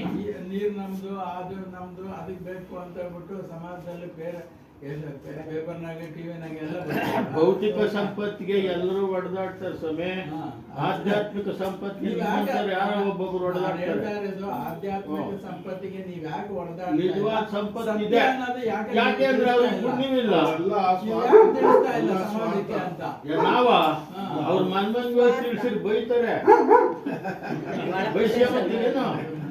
ರಾಮ ಇಲ್ಲ, ಕೃಷ್ಣ ಇಲ್ಲ ಅಂದ್ರೆ ಅಷ್ಟೇ ಮಾಡುದು ನೋಡ್ರಿ, ಸುಳ್ಳು ಸಮಾಜಕ್ಕೆ ತಿಳಿಸೋ ಕೆಲಸ ಅವರು ಮಾಡ್ತಾ ಇದ್ದಾರೆ. ಸಮಾಜಕ್ಕೆ ತಿಳಿಸೋ ಕೆಲಸ ಅವರು ಮಾಡ್ತಾ ಇದ್ದಾರೆ. ಆದ್ರೆ ಅವ್ರ ಪರಂಪರೆನೇ ಮಾಡ್ತಾರೆ. ಶೈವ ಪರಂಪರೆಯವರು ಶೈವ ಪರಂಪರೆ ಮಾಡ್ತಾರೆ, ವೈಷ್ಣವ ಪರಂಪರೆಯವರು ವೈಷ್ಣವ ಪರಂಪರೆ ಮಾಡ್ತಾರೆ. ಅದನ್ನ ಬಿಟ್ಟು ಅವ್ರು ಬರೋದಿಲ್ಲ. ಆಮೇಲೆ ಈಗ ಕೇಳಿ, ನೀವು ಹೇಳಿದ್ರಿ ಇದೆಲ್ಲ ಬೇಕು, ಗಾಳಿ, ನೆಲ, ಜಲ. ಈ ನೆಲ ಇದ್ರೆ ನೀವಿರೋದಕ್ಕೆ ಸಾಧ್ಯ. ಈ ನೆಲದಲ್ಲಿ ನೀವು ನಿಮ್ಮ ಅಸ್ತಿತ್ವವನ್ನ ಉಳಿಸ್ಕೊಂಡ್ರೇನೆ ನೀವು ಬದುಕೋದಕ್ಕೆ ಸಾಧ್ಯ. ಅರ್ಥ ಮಾಡ್ಕೊಳ್ಳಿ. ನಿಮ್ಮ ಅಸ್ತಿತ್ವನ ಉಳಿಸ್ಕೊಂಡ್ರೆ ಬೇರೆಯವ್ರು ಬಂದು ನಿಮ್ಮ ಆಳ್ತಾರೆ ಅಂದ್ರೆ ಅವ್ರ ಧರ್ಮನ ಹೇಳ್ತಾರೆ. ಅವ್ರ ಧರ್ಮನ ಏನಿದ್ವಾ ಹಿಂದೆ ಎಲ್ಲ ಅದು ಬೇರೆ. ಆ ಕಾರಣಕ್ಕೋಸ್ಕರ ಇದು ನಮ್ದು ಸನಾತನ ಧರ್ಮ ಮುಂದುವರಿಲಿ ಅಂತೇಳಿ ಇವರೆಲ್ಲ ಅದನ್ನ ವಿಚಾರ ಮಾಡಿ ಮಾಡ್ತಾರೆ. ಅದು ಮಿಥ್ಯೆ ಅಲ್ಲ ಸ್ವಾಮಿ. ಯಾವುದು ಈಗ ಇರೋವರೆಗೂ ಬೇಕಲ್ಲ ಸ್ವಾಮಿ ನಿಮ್ಗೆ ಸನಾತನ- ಮಾಸಕ್ ಬೇಕಲ್ಲ. ಈ ಹಿಂದೂ ಧರ್ಮ ಅನ್ನೋದು ಕ್ರಿಶ್ಚಿಯನ್ ಧರ್ಮ ಅನ್ನೋದು ಹಾ. ಸತ್ಯನ ಮಿಥ್ಯನ? ಮಿಥ್ಯ ಧರ್ಮ ಎಲ್ಲ ಮಿಥ್ಯ, ಸ್ವಧರ್ಮ ನಮ್ಮ ಧರ್ಮ ತಿಳಿಬೇಕು. ಅವ್ರು ಅದನ್ನ ತಿಳಿದಿದ್ರೆ ಹೊರಗಿನ ವಿಚಾರಕ್ಕೆ ಅದು ಬೇಕು. ಇವಾಗ ನಮಗೂ ಅಷ್ಟೇ, ನಾವು ಇದನ್ನ ಪಾಲನೆ ಮಾಡ್ಬೇಕಾದ್ರೆ ನಮಗೆ ಸ್ವತಂತ್ರ ಇರಬೇಕು. ನಾವು ಈ ವಿಚಾರನ ಹೇಳ್ಬೇಕಾದ್ರೆ ನಮಗೆ ಸ್ವತಂತ್ರ ಇರಬೇಕು. ನಮ್ಮ ನೆಲದಲ್ಲಿ ನಮಗೆ ಸ್ವತಂತ್ರ ಇಲ್ಲ ಅಂತಂದ್ರೆ ಅವ್ರ ಧರ್ಮನ ಆಚರಣೆ ಮಾಡ್ಬೇಕಾಗುತ್ತೆ ಅವಾಗ ಅಲ್ವಾ? ಅವರವರ ಧರ್ಮ ಉಳಿಸ್ಕೊಳ್ಳೋಕ್ಕೋಸ್ಕರ ನೆಲ ಜಲದಲ್ಲಿ ಅವೆಲ್ಲ ಮಾಡ್ತಾರೆ. ಅವೆಲ್ಲ ರಾಜಕೀಯ ಬಿರ್ಲಿ. ಪ್ರಪ್ರಥಮ ಸ್ವತಂತ್ರ ಅಂದ್ರೆ ಏನು ಅಂತ ನಾವು ತಿಳ್ಕೊಬೇಕು. ಸ್ವತಂತ್ರವಾಗಿ ನಾವು ಬದುಕಬೇಕು, ವ್ಯಾವಹಾರಿಕವಾಗಿ ಭೌತಿಕವಾಗಿ ಬದುಕಬೇಕು. ಅದಕ್ಕೆ ಅವಕಾಶ ಇಲ್ಲ ಅಂತಂದ್ರೆ ಇದನ್ನೆಲ್ಲ ಮಾಡಕ್ ನಮ್ಗೆಲ್ಲ ಅವಕಾಶ ಇರುತ್ತೆ. ಏನ್ ಸುಮ್ಮನೆ ಇದನ್ನೆಲ್ಲ ಮಾಡೋದಕ್ಕೆಲ್ಲ ಅವಕಾಶ ಕೊಡ್ತಾರ. ಅವಾಗ ಬೇರೆ ಧರ್ಮವನ್ನ ಹೇಳ್ತಾರಲ್ಲ, ಅವಾಗ ಇದು ಸುಳ್ಳು ಅಂತ ಹೇಳ್ತಾರೆ, ನಮ್ದೇ ಸತ್ಯ ಅಂತ ಹೇಳ್ತಾರೆ. ಅದಕ್ಕೋಸ್ಕರ ಅವರೆಲ್ಲ ಒಂದಾಗಿದ್ದಾರೆ. ಅದು ಅವ್ರ ವಿಚಾರ, ಬಿಟ್ಬಿಡಿ. ಅದಕ್ಕೂ ಇದಕ್ಕೂ ಸಂಬಂಧ ಇಲ್ಲ. ಅರ್ಥ ಆಯ್ತಾ? ಸಂಬಂಧ ಇಲ್ಲ. ಅವರು ಒಳ್ಳೇದೇ ಮಾಡ್ತಾವ್ರೆ, ಇಲ್ಲ ಅಂತ ಹೇಳಿಲ್ಲ. ಅವ್ರ ಧರ್ಮದಲ್ಲಿ ನಡೀತಾ ಇದ್ದಾರೆ. ಆಚಾರ ವಿಚಾರಗಳೆಲ್ಲ ಚೆನ್ನಾಗಿದೆ, ವೈರಾಗ್ಯದಿಂದ ಕೂಡಿದ್ದಾರೆ. ನಮ್ಮ ಶಿವ ದೊಡ್ಡವನು ಅಂತಾರೆ, ಹೂ ಅನ್ನೋಣ. ವಿಷ್ಣು ದೊಡ್ಡವನು ಅಂತಾರೆ, ಹೂ ಅನ್ನೋಣ. ಅದಕ್ಕಿಂತ ಬೇರೆಯಾಗಿ ನಾವು ಬಂದು ಇಲ್ಲಿ ವಿಚಾರ ಮಾಡೋದು. ಅವರೆಲ್ಲರನ್ನು ನಾವು ಕರೆಯಕ್ಕಾಗೋದಿಲ್ಲ. ಆಗ್ಲೇ ಹೇಳಿಲ್ವಾ ಸ್ವಾಮಿ ಅವರೆಲ್ಲ ಒಳ್ಳೇದೇ ಮಾಡ್ತಾ ಇದ್ದೀರಾ ಅಂತ ನೀವು ಹೇಳ್ತಾರೆ. ಒಳ್ಳೇದೇ. ಗುರುಗಳಾಗಿ ನಿಮ್ಗೆ ಗೊತ್ತು ಅದು ಸರಿ ಇಲ್ಲ ಅಂತ. ಯಾಕೆ ಅವ್ರನ್ನ ಎದುರಾಕೊಳ್ಳೋದು, ದೇಶ ಕಟ್ಟೋದು ಅಂತ ಹೇಳ್ಬಿಟ್ಟು ನಿಮ್ಮಲ್ಲೇ ನೀವು ಇದು ಹೇಳ್ತಾ ಇರೋದು ಅಂತ ನನ್ನ ಭಾವನೆ. ಅಲ್ಲೇನು ಸುಮ್ಮನೆ ಯಾರು ದೇಶ ನೀವು ಅದು ಅಸತ್ಯ ಅಂತ ಹೇಳಿದ್ರೆ ಅವರೆಲ್ಲ ನಮಗೆ ವೈರಿಗಳಾಗ್ತಾರೆ. ಹೌದು. ಅದರಿಂದ ನೀವು ಗುರುಗಳಾಗಿ ನಾನು ಯಾಕೆ ಅಂತ ಹೇಳ್ಬಿಟ್ಟು ಹೌದು.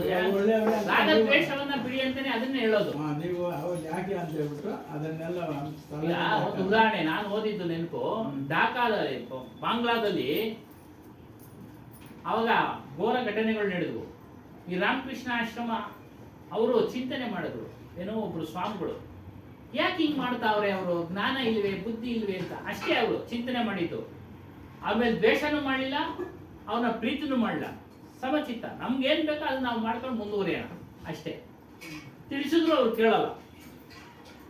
ಅರ್ಥ ಆಯ್ತಾ? ಈ ರೀತಿ ನಾವು ಚಿಂತೆ ಮಾಡಿ ಇವಾಗೇನು ನಾವು ಇಲ್ಲಿಗೆ ಬಂದಿದ್ದೀವಿ, ನಮ್ಮನ್ನ ನಾವು ಉದ್ಧಾರ ಮಾಡ್ಕೊಳ್ಳೋಕೆ ಬಂದಿದ್ದೀವಿ.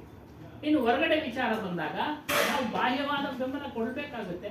ಇಲ್ಲ, ನಮ್ಮ ಪಕ್ಕದಲ್ಲೇ ನಮ್ಮ ಆತ್ಮೀಯರೇ 24 ಗಂಟೆ ಇರೋರೇನೆ ನಾವು ಇಂಥ ಜಾಗ ಹೋಗ್ತಾ ಇದ್ದೀವಿ, ಬನ್ರಿ ಒಳ್ಳೇದು, ನಿನ್ನ ಸಂಪತ್ತು, ನಿನ್ನ ಒಂದು ಆಸ್ತಿ ಅಲ್ಲಿ ಮಾಡ್ಕೊಳ್ಳೋದು ಇದೆಲ್ಲ ಶಾಶ್ವತವು ಅಂತ ಹೇಳಿದ್ರು ಆಯ್ತು ಅಂತಾನೆ ಬರೋದಿಲ್ಲ. ಇದು ಎಷ್ಟು ಅಂತ ನಾವು ಕೆಲವರು ಅಲ್ಪ ಸ್ವಲ್ಪ ಸುಕೃತ ಇರ್ತದೆ, ಬರ್ತಾರೆ ಹಂಗೆ ಹೊರಟೋಗ್ಬಿಡ್ತಾರೆ. ನೀವು ಬರ್ತಾನೆ ಇದ್ದೀರಾ, ನಿಮ್ಗೆ ಒಳ್ಳೆ ಸುಕೃತ. ಎಷ್ಟು ಜನ ನಾವು ಯಾಕೆ ಅವ್ರನ್ನ ಕರ್ಕೊಂಡ್ ಬರಲ್ಲ, ಅವ್ರಿಗೆ ಯಾಕೆ ನಾವು ಬೋಧನೆ ಮಾಡಬಾರ್ದು ಅನ್ನೋದಕ್ಕೆ ಬೇಕು. ಈ ಮಠ, ಈ ತರ ಆಶ್ರಮ, ಈ ತರ ಸತ್ಸಂಗ ಬೇಕೇ ಬೇಕು. ಇವಾಗ ಅವರೆಲ್ಲ ಬಂದ್ರೆ ಗುರುಗಳು ಹೇಳಲ್ಲ ಅಂದವ್ರ ಅವ್ರಿಗೆ. ನೀವೆಲ್ಲ ಬಂದಿದ್ದೀರಾ ಎದ್ದೋಗ್ರಿ ಆಮೇಲೆ ಹೇಳ್ತೀನಿ ಅಂತಾರ. ಇಷ್ಟು ಜನ ಕೂತಿದ್ದೀರಲ್ಲ, ದೇವಸ್ಥಾನ ಬಲ ಇದು. 100 ದೇವಸ್ಥಾನ ಕಟ್ಟೋದಕ್ಕೆ ಬದಲು ಒಂದು ಆಶ್ರಮ ಕಟ್ಟೋ ಎಲ್ಲೋ ಒಂದ್ ಕಡೆ ಇದು 100 ದೇವಸ್ಥಾನದಲ್ಲಿ ಕೋರಿಕೆಗಳಿಗೋಸ್ಕರ ಹೋಗ್ತಾರೆ, ಆಶ್ರಮದಲ್ಲಿ ಜ್ಞಾನಕ್ಕೋಸ್ಕರ ಹೋಗ್ತಾರೆ. ಸತ್ಯ ಜ್ಞಾನಕ್ಕಾಗಿ. ಸತ್ಯಂ ಶಿವಂ ಸುಂದರಂ, ಶಿವನೇ ಸತ್ಯನು. ಆ ಶಿವನ್ ಎಲ್ಲಿದ್ದಾನೆ ನೋಡ್ರಿ, ಎಲ್ಲರಲ್ಲೂ ಅವನೇ. ಅಲ್ಲಿ ಚಿಕ್ಕಬಳ್ಳಾಪುರದಾಗ ಒಬ್ಬ ದೊಡ್ಡ ಶಿವನ್ ಮಾಡಿ ಎಲ್ಲ ಕುಡಿಸವ್ರೆ. ಅದು ಅಜ್ಞಾನ. ಹೋಗ್ಲಿ, ಅವರಿಗೆ ಶಿಲಾದಿ ಪ್ರತಿಮೆಗಳು ಮೂಢರ ಭಾವನೆಗೋಸ್ಕರ ಮಾಡಲ್ಪಟ್ಟವು ಅಂತನೂ ಇದೆ. ಅವರು ಅದು ಇಲ್ಲದೆ ಹೋಗ್ಬಿಡ್ತಾರೆ. ಬರೀ ಕೈಗಿಟ್ಲು ಹಿತ್ತಾಳಿ ಕಡೆಗನಾದ್ರೂ ಹಾಕಿರ್ತಾರೆ. ಚಿನ್ನದ ಹಾಕ್ಯಣಕ್ ದುಡ್ಡಿಲ್ಲ, ಹಿತ್ತಾಳಿದ ಹಾಕ್ಯಂತಾರೆ. ನಿಮ್ಗೆ ಚಿನ್ನದ ಕಡೆಗ ಅದು ಹಾಕಿ ಅಂತ ಕೇಳ್ರಿ. ಆ ವಿಚಾರಗಳನ್ನ ನಾವು ನಮಗೂ ಚಿಂತನೆ ಬರ್ತದೆ. ನಿಂತಾರನೆ ಚಿಂತನೆ ಇಲ್ಲ ಅಂತ ಹೇಳಿಲ್ಲ. ಏನಪ್ಪ ಈ ರೀತಿ ನಡೀತಾ ಇದೆ, ಮುಂದಿನ ದಿನಗಳಲ್ಲಿ ಹೇಗೆ ನಮ್ಮ ಹಿರಿಯರು ನಡ್ಕೊಂಬಂದಿದ್ದು ಮುಂದಿನ ಪೀಳಿಗೆಗೆ ಏನು ಅಂತ ವಿಚಾರ ಬರುತ್ತೆ. ಅರ್ಥ ಆಯ್ತಾ? ಈ ರಾಜಕೀಯ ವ್ಯಕ್ತಿಗಳು ಸೇರಿ ಏನೇನೋ ಮಾಡ್ತಾರೆ, ಏನು ಮಾಡ್ಲಿಕ್ಕೆ ಆಗೋದಿಲ್ಲ. ಅವೆಲ್ಲ ಬಂದಿದ್ದು ಅನುಭವಿಸ್ಲೇಬೇಕು ಅಷ್ಟೇ. ಬಂದಿದ್ದು ಅನುಭವಿಸಿ ತೀರಲೇಬೇಕು ಮುಂದಿನ ಪೀಳಿಗೆ. ಅಷ್ಟೇ.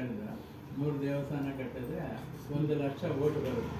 1 ಆಶ್ರಮ ಕಟ್ಟಿದ್ರೆ ಈಗ ಓಟ್ಗೆ ಓದಿನ ಬಿಟ್ಬಿಡಿ ಆ ಓಟಿನ ವಿಚಾರ.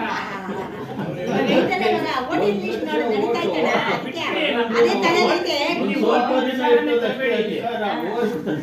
ಇಲ್ಲಿ ಓಟಿನ ವಿಚಾರನೇ ತರಬೇಡಿ. ಎಕ್ಸಾಂಪಲ್ ಹೇಳಿದ್ರೆ ಚೆನ್ನಾಗಿ ಅರ್ಥ ಆಗೋದು ಅಂತ. ಓಟಿನ ವಿಚಾರ ಬೇಡ ಬಿಡಿ, ಬೇಡ. ನಾವು ಜಯನ್ನಲ್ಲ, ನೀವು ಜಯನ್ರಿ.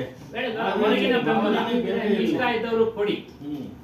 ಅಷ್ಟೇ. ನಿಮ್ಗೆ ಇಷ್ಟ ಆಯ್ದವರು ಕೊಡಿ. ಹೊರಗಿನ ನಮಗೂ ಓಟ್ ಬೇಕು ಏನ್ ಸ್ವಾಮಿ? ನಾವು ಆಯ್ತು. ರಾಜ್ಯದೊಳಗೆ ಇದ್ದೀವಿ. ಏನು ಮಾಡಕ್ಕಾಗಲ್ಲ. ಯಾರನ್ನಾದ್ರೂ ಒಳ್ಳೆಯವ್ರನ್ನ ಆರಿಸ್ಕೊಬೇಕು ಆಯ್ತು. ಅಷ್ಟೇ. ಜನಗಳನ್ನ ರಕ್ಷಣೆ ಮಾಡುವಂತವ್ರನ್ನ ಆರಿಸಿ, ಹ್ಮ್. ಅದೊಂದು ಹೇಳ್ಬೋದು. ಎಲ್ಲರನ್ನು, ಒಬ್ಬರನ್ನೇ ಅಲ್ಲ, ಇವರೊಬ್ಬರನ್ನೇ ರಕ್ಷಣೆ ಮಾಡೋ ಅನ್ನೋನ್ನ ಆರಿಸೋದಲ್ಲ. ಎಲ್ಲರನ್ನು ಜಾತಿ, ಮತ, ಧರ್ಮ, ಭೇದ ಇವುಗಳನ್ನ ಬಿಟ್ಟು ಎಲ್ಲರನ್ನ ರಕ್ಷಣೆ ಮಾಡತಕ್ಕಂಥ ವ್ಯಕ್ತಿಗಳನ್ನ ಆರಿಸಿ. ಸರ್ವೇ ಜನ ಸುಖಿ ಭವ ಅನ್ನೋದನ್ನ ಆರಿಸ್ಬೇಕು. ಎಲ್ಲಿ ನಿಲ್ಸಿದ್ವಿ ಕಳೆದ ಸಾರಿ ನಾವು? ಶುಭ ಕರ್ಮಗಳ ಚಿಂತನೆ ಮಾಡಿ ಜ್ಞಾನೋದಯ ಆದರೆ ಕತ್ತಲು ದೂರವಾಗುತ್ತೆ ಅನ್ನೋ ವಿಚಾರಕ್ಕೆ ಅಲ್ಲಿ ನಿಲ್ಸಿದ್ವಿ. ಮುಂದುವರೆದು ಹೇಳ್ತಾರೆ, ಜನ್ಮ ಮರಣ ಸೆ छूट कर जीव का विवेक मुक्त हो जाना.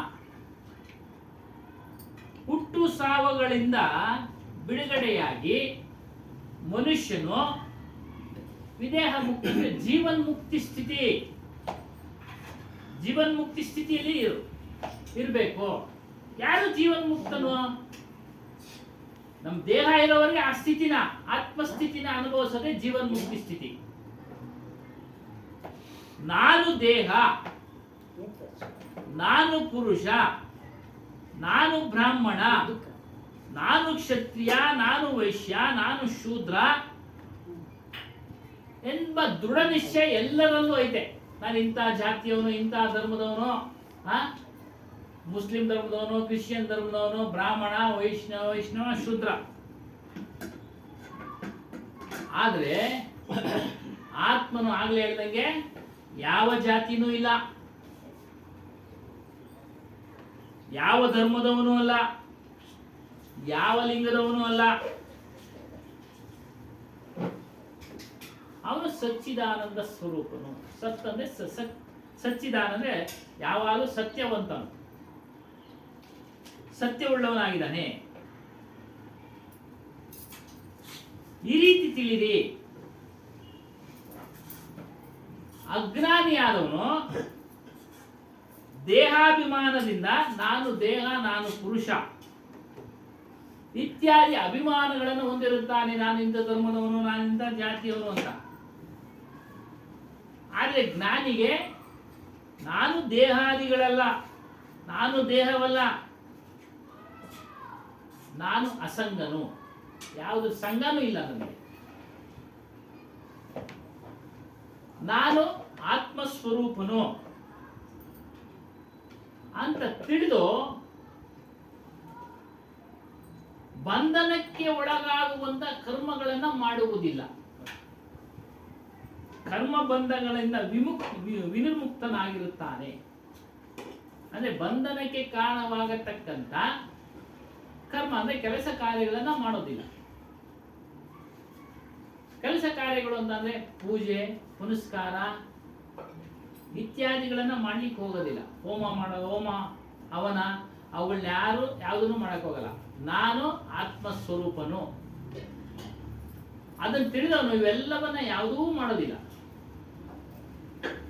ಅದ್ರ ಮರ್ಮವನ್ನ ತಿಳಿದಿರ್ತಾನೆ. ಹೋಮ ಇವಾಗ ಸಮಾಜದಲ್ಲಿ ಈ ಹೋಮವನ್ನ ತಿರ್ಗಾ ಅದೇ ಸಂಘ ಇದು ಮಾಡಲಿಲ್ಲ ಅಂದ್ರೆ ಈ ಶರೀರಕ್ಕೆ ದೋಷ ಇದು ಬರುತ್ತೆ, ನಿಮಗೆ ಸುಳ್ಳು ಇದಾಗುತ್ತೆ ಅಂತ ಯಾರು ಹೇಳಿದ್ರು? ಸುಳ್ಳು. ಹೋಮ ಅವನ ಮಾಡಿದವರೆಲ್ಲ ಏನಾದವ್ರೆ ಅಂತ ನೋಡ್ಬೇಕು, ಅವಾಗ ಗೊತ್ತಾಗುತ್ತೆ. ಸುಳ್ಳು. ಅದೇ ವಿಚಾರ ಮಾಡಿ ಮಾಡಿ ಕಳಿಬೇಕು. ಹೋಮ ಅವನ ಏನಕ್ಕೆ ಮಾಡ್ತಾರೆ ಅಂತ ತಿಳಿಬೇಕು. ಏನಿಗೆ ಮಾಡ್ತಾರೆ?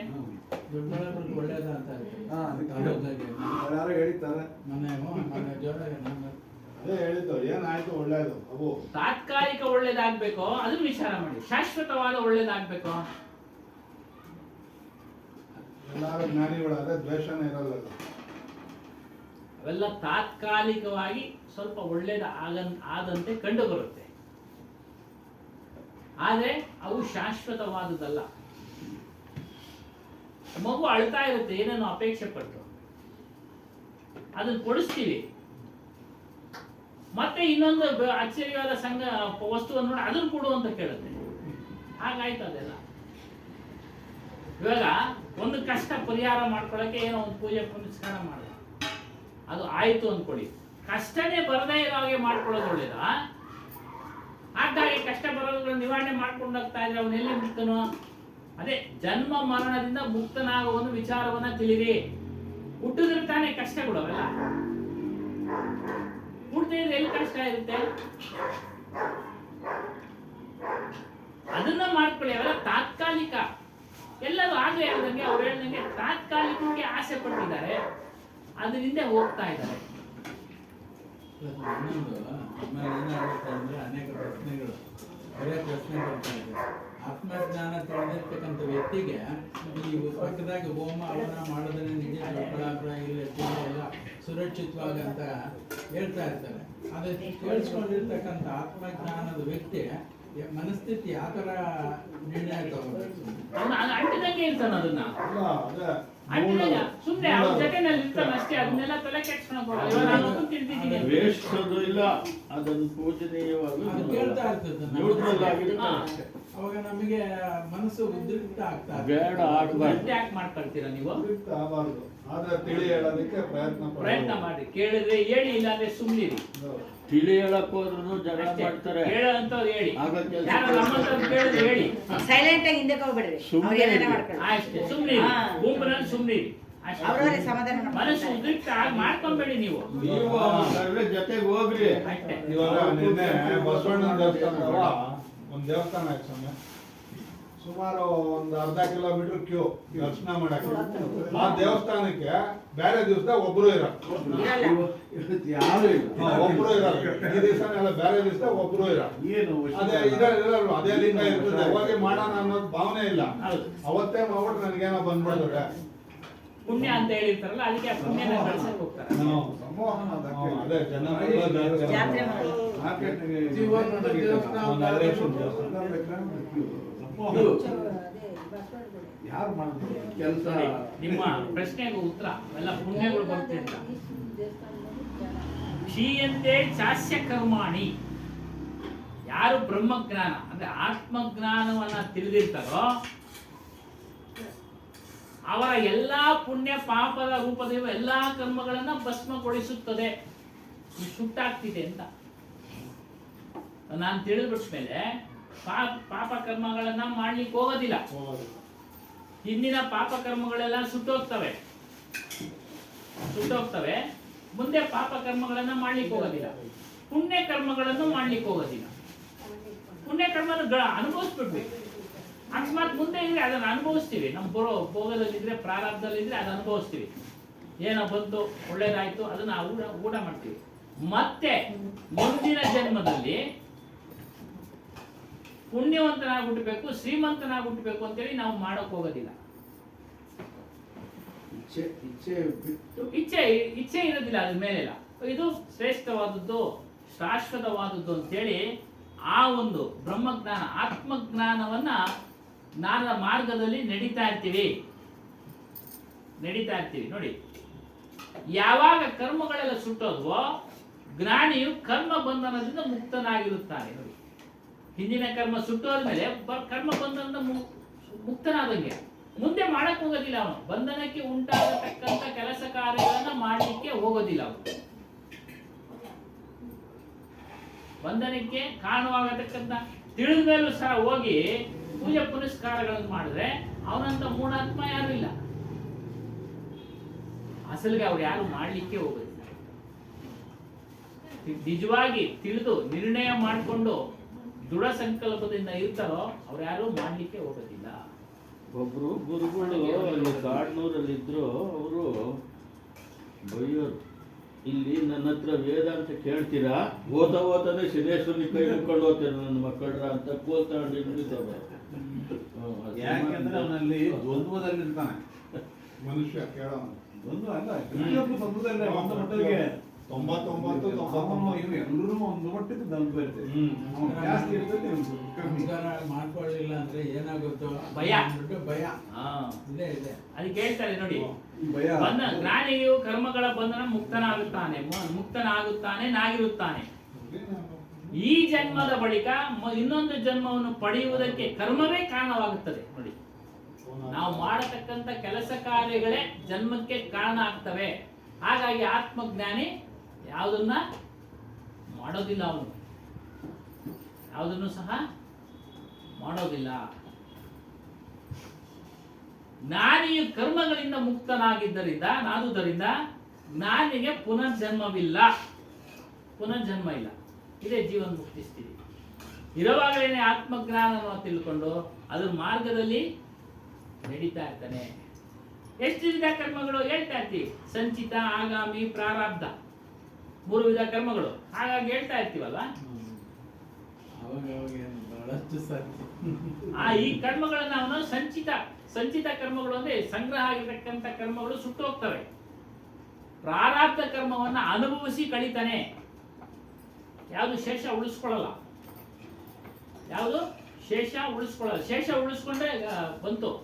ಉದಾಹರಣೆ, ರಾಮಕೃಷ್ಣ ಪರಮಹಂಸರು ತಮಗೆ ಬಂದಿದ್ದಂತ ಕಾಯಿಲೆಯನ್ನ ಭೋಗಿಸಿ ಕಳಗೊಂಡ್ರು.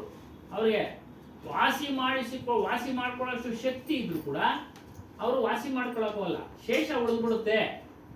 ನನ್ನಲ್ಲಿರ್ತಕ್ಕಂಥ ಶಕ್ತಿಯಿಂದ ಪ್ರತಿಯೊಬ್ಬ ಮನುಷ್ಯನಿಗೂ ವಿಶೇಷವಾದ ಶಕ್ತಿ ಬಂದ್ಬಿಡುತ್ತೆ, ವಾಕ್ಶಕ್ತಿ ಬಂದ್ಬಿಡುತ್ತೆ ಆತ್ಮಜ್ಞಾನಿಗೆ. ಅಂತ ಆಯ್ತಾ? ಹೇಳ್ದಂಗೆ ನಡೀತಾ ಇರುತ್ತೆ. ಹಾಗಾಗಿ ಅವ್ರ ಮಾತಿನ ಮೇಲೆ ಕಂಟ್ರೋಲ್ ಇರ್ತಾರೆ, ನಿಯಂತ್ರಣ ಇರ್ತಾರೆ. ಏನಂದ್ರೆ ಏಕಾಏಕಿ ಏನು ಮಾತಾಡೋದಿಲ್ಲ, ಏನೋ ಶಾಪ ಕೊಡೋದಿಲ್ಲ.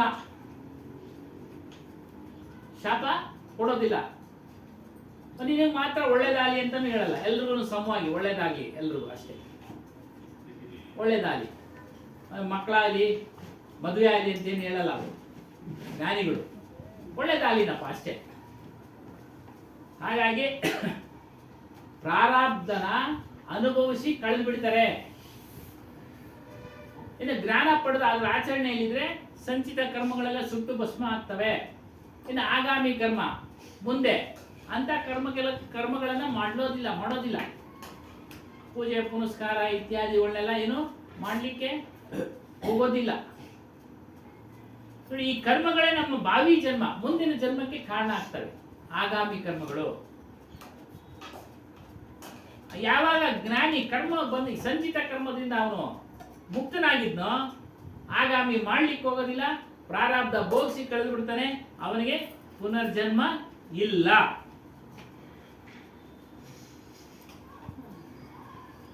ಆದರೆ ತನ್ನ ಜೀವನ ಅವಶ್ಯಕ್ಕೆ ಏನೇನು ಕೆಲಸ ಮಾಡಬೇಕೋ, ಹೊಟ್ಟೆಪಾಡಿನ ಕೆಲಸ ಇವೆಲ್ಲ ಮಾಡ್ತಾ ಇರ್ತಾನೆ. ಹೊಟ್ಟೆಪಾಡಿಗೋಸ್ಕರ ಕೆಲಸ ಮಾಡಬೇಕಲ್ಲ, ಮಾಡಲೇಬೇಕು. ಜೀವಂತವಾಗಿರುವುದಾದ್ರೂ ಹೇಗೆ? ಹಾಗಾಗಿ ಕೆಲಸ ಕಾರ್ಯಗಳನ್ನ ಮಾಡ್ತಾನೆ. ಹೊಟ್ಟೆಪಾಡಿನ ಕೆಲಸ ಮಾಡ್ತಾನೆ. ಕೆಲವರು ಮಾಡೋದಿಲ್ಲ, ದೀಕ್ಷೆ ತೆಗೆದುಕೊಂಡ್ಬಿಡ್ತಾರೆ, ಸಾಧು ದೀಕ್ಷೆ ತೆಗೆದುಕೊಂಡ್ಬಿಡ್ತಾರೆ, ಅಲ್ಲಿ ಇಲ್ಲಿ ಭಿಕ್ಷೆ ಬೇಡ್ಕೊಂಡಿರ್ತಾರೆ. ಅದು ಅವರವ್ರ ಪ್ರಾರಬ್ಧ ಕರ್ಮ, ಅವೇನು ಮಾಡ್ಲಿಕ್ಕಾಗಲ್ಲ. ಅದ್ರ ಬಗ್ಗೆ ನಾವು ಮಾತನಾಡಿಕ್ಕೂ ಆಗೋದಿಲ್ಲ. ಹಾಗೆ ಇರಬೇಕು. ಬುದ್ಧನ ಹತ್ರ ದೀಕ್ಷೆ ತಗೊಂಡ್ರೆ ಭಿಕ್ಷೆ ಎತ್ಕೊಂಡು ಇರಬೇಕು ಅಂತ ಆ ಕಾಲದಲ್ಲಿ ಇತ್ತು. ಈಗೆಲ್ಲ ಬದಲಾವಣೆ ಆಗಿದೆ. ಅದಕ್ಕೆ ಬೇರೆ ಒಂದು ಜನಗಳು ಇರ್ತಾರೆ, ಆ ಒಂದು ಗುಂಪಿನಲ್ಲಿ ಇರ್ತಾರೆ, ಅವರು ಅದೇ ರೀತಿ ಮಾಡ್ಕೊಳ್ತಾರೆ. ಬುದ್ಧನ ಅನುಯಾಯಿಗಳು ಬೇರೆ ಇದ್ದಾರೆ, ಅವರು ಕೆಲಸ ಕಾರ್ಯಗಳನ್ನು ಮಾಡಿ ಜೀವನ ಮಾಡ್ತಾ ಇರ್ತಾರೆ. ಇವ್ರಿಗೆ ಅವ್ರು ಕೊಡ್ತಾರೆ ಅವ್ರ ಜೀವನಕ್ಕೆ. ಸಾಧುಗಳ ಜೀವನ ಯಾರು ಕೆಲಸ ಮಾಡತಕ್ಕಂಥವ್ರು, ಅವ್ರ ಜೀವನ ನಡಿಬೇಕಲ್ಲ ಅಂತ ಏನು ಮಾಡಿ. ಹಾಗಾಗಿ ಹೇಳ್ತಾರೆ, ಅದರಿಂದ ಜೀವನ ಮುಕ್ತಿ ಸ್ಥಿತಿಯನ್ನು ಇರುವಾಗಲೇ ಕರ್ಮಗಳಿಂದ ಬಿಡುಗಡೆ ಆಗೋದು, ಯಾವಾಗಲೂ ಆತ್ಮಜ್ಞಾನದಲ್ಲಿ ಇರೋದು, ಇದನ್ನ ಮಾಡ್ತಾರೆ. ಹೇಳ್ತಾರೆ, ಸಂಚಿತಂ ಕರ್ಮೆ ಬ್ರಹ್ಮವಾಹಮಿತಿ. ನಾನೇ ಆತ್ಮನು ಎಂಬ ನಿಶ್ಚಯ ರೂಪದಿಂದ ಅಜ್ಞಾನ ಎಲ್ಲ ನಾಶ ಆಗುತ್ತೆ. ಜ್ಞಾನ ಎಂಬ ಅಗ್ನಿಯು ಎಲ್ಲಾ ಕರ್ಮಗಳನ್ನು ಭಸ್ಮಗೊಳಿಸುತ್ತದೆ.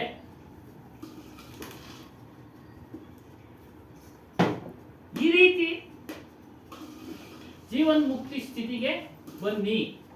ಕೆಲಸ ಕಾರ್ಯಗಳನ್ನ, ಆಗಾಮಿ ಕರ್ಮಗಳನ್ನ, ಬಂಧನಕ್ಕೆ ಕಾರಣವಾಗತಕ್ಕಂಥ ಕರ್ಮಗಳನ್ನ ಮಾಡಬೇಡಿ.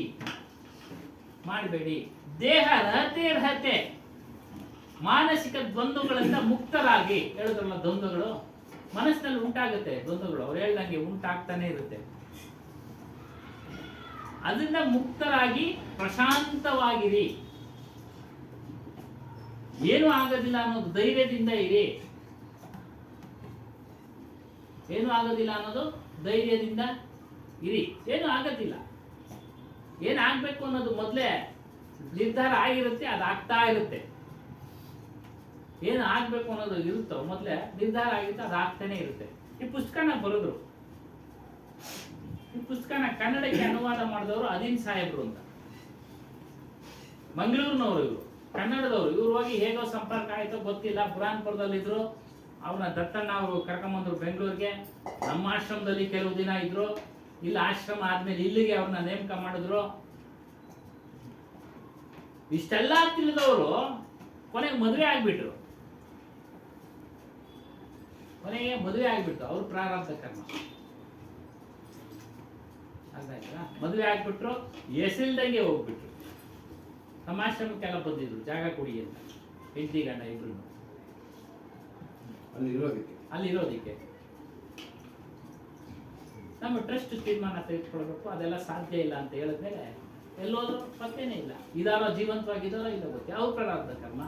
ಈ ಜ್ಞಾನವನ್ನ ತಿಳಿದು ಇದರಲ್ಲಿ ದೃಢವಾಗಿ ನಿಲ್ಲಬೇಕಾಗಿದ್ದವರು ಅವ್ರ ಪ್ರಾರಬ್ಧ ಕರ್ಮ ಹೇಳ್ಕೊಂಡು ಹೋಯ್ತು. ಆದರೂ ಸಹ ಅವರು ನಿರ್ಧಾರ ಮಾಡಿ ಗೃಹಸ್ಥಾಶ್ರಮವನ್ನು ಸ್ವೀಕರಿಸಿದ ಮೇಲೆ ಗೃಹಸ್ಥಾಶ್ರಮದಲ್ಲಿ ಇರಬಹುದಾಗಿತ್ತು. ಇದನ್ನು ಹಂಗೆ ಮುಂದುವರಿಸಿಕೊಂಡು ಹೌದು, ಮುಂದುವರಿಸ್ಕೊಂಡು ಹೋಗ್ಬೋದಾಗಿತ್ತು. ಹೋಗ್ಲಿಲ್ಲ. ಎಲ್ಲೋಗ್ಬಿಟ್ರು ಅನ್ನೋದೇ ಗೊತ್ತಿಲ್ಲ. ಜಾಗ ಕೊಟ್ಟಿದ್ರೆ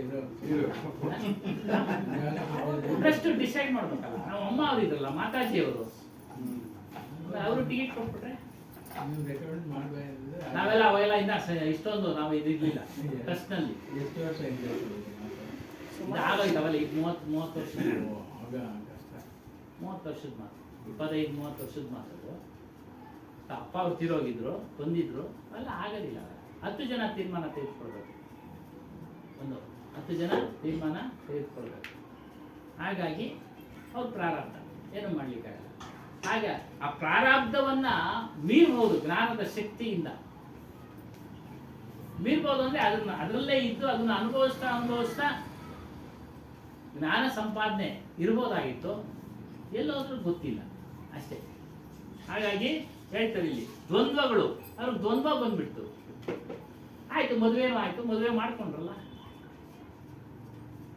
ಅಲ್ಲೇ ಇರ್ಬೋದಾಗಿತ್ತು. ಅಲ್ಲೇನಾಯ್ತೋ ಏನೋ ಯಾರಿಗೂ ಗೊತ್ತಿಲ್ಲ ಅಲ್ವಾ. ಹಾಗಾಗಿ ಈ ರೀತಿಯಾಗಿ ಜ್ಞಾನೋದಯ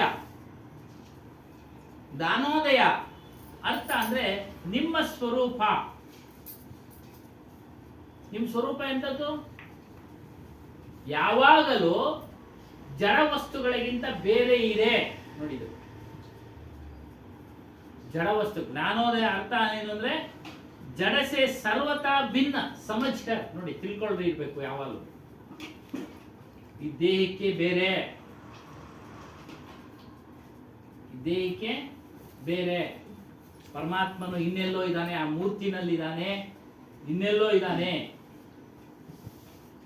ಅದಕ್ಕೆ ಬೇರೆ ಇರೋನು ಅಂತೇಳಿ ನಾವು ತಿಳಿಬೇಕು. ಎಲ್ಲದಕ್ಕೂ ಬೇರೆ.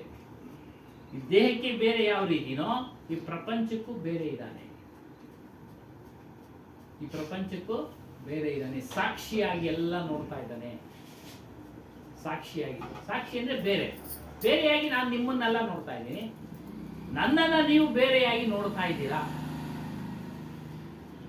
ಅದೇ ರೀತಿ ಆತ್ಮನು ಈ ದೇಹಕ್ಕೂ ಬೇರೆಯಾಗಿದ್ದಾನೆ, ಪ್ರಪಂಚಕ್ಕೂ ಬೇರೆಯಾಗಿದ್ದಾನೆ. ಪ್ರಪಂಚದಲ್ಲಿ ಸೇರಿದ್ರೆ ಅವನ ಅರಿವು ಮಾಡ್ಕೊಳಕ್ ಆಗ್ತಾ ಇಲ್ಲ. ಪ್ರಪಂಚದಲ್ಲೇ ಸೇರ್ಕೊಂಡಿದ್ರೆ ಅರಿವು ಮಾಡ್ಕೊಳಕ್ ಆಗೋದಿಲ್ಲ. ಬೇರೆಯಾಗಿದ್ರೆ ಅರಿವು ಮಾಡ್ಕೊಳಕ್ ಸಾಧ್ಯ. ನೋಡಿ, ಇದು ಪಕ್ಕ ಜ್ಞಾನ. ಜಡಸೆ ಸರ್ವತಾ ಭಿನ್ನ, ಯಾವಾಗಲೂ ಸಮಜ್ಕರ್. ಈ ರೀತಿ ತಿಳ್ಕೊಳ್ಳಿ. ಮತ್ತು ವಿಷಯ ವಾಸನೋಂಕ ಅತ್ಯಂತ ಅಭಾವೋಜಾನ. ನೋಡಿ, ವಿಷಯ ವಾಸನೆಗಳಿಂದ ಸಾಕಷ್ಟು ದೂರ ಇರಿ. ಶಬ್ದ, ಸ್ಪರ್ಶ, ರೂಪ, ರಸ, ಗಂಧ. ಗಂಧ ಅಂದ್ರೆ ವಾಸನೆ. ಇವುಗಳಿಂದ ಸಾಕಷ್ಟು ಸಾಧ್ಯವಾದಷ್ಟು ದೂರ ಇರಿ.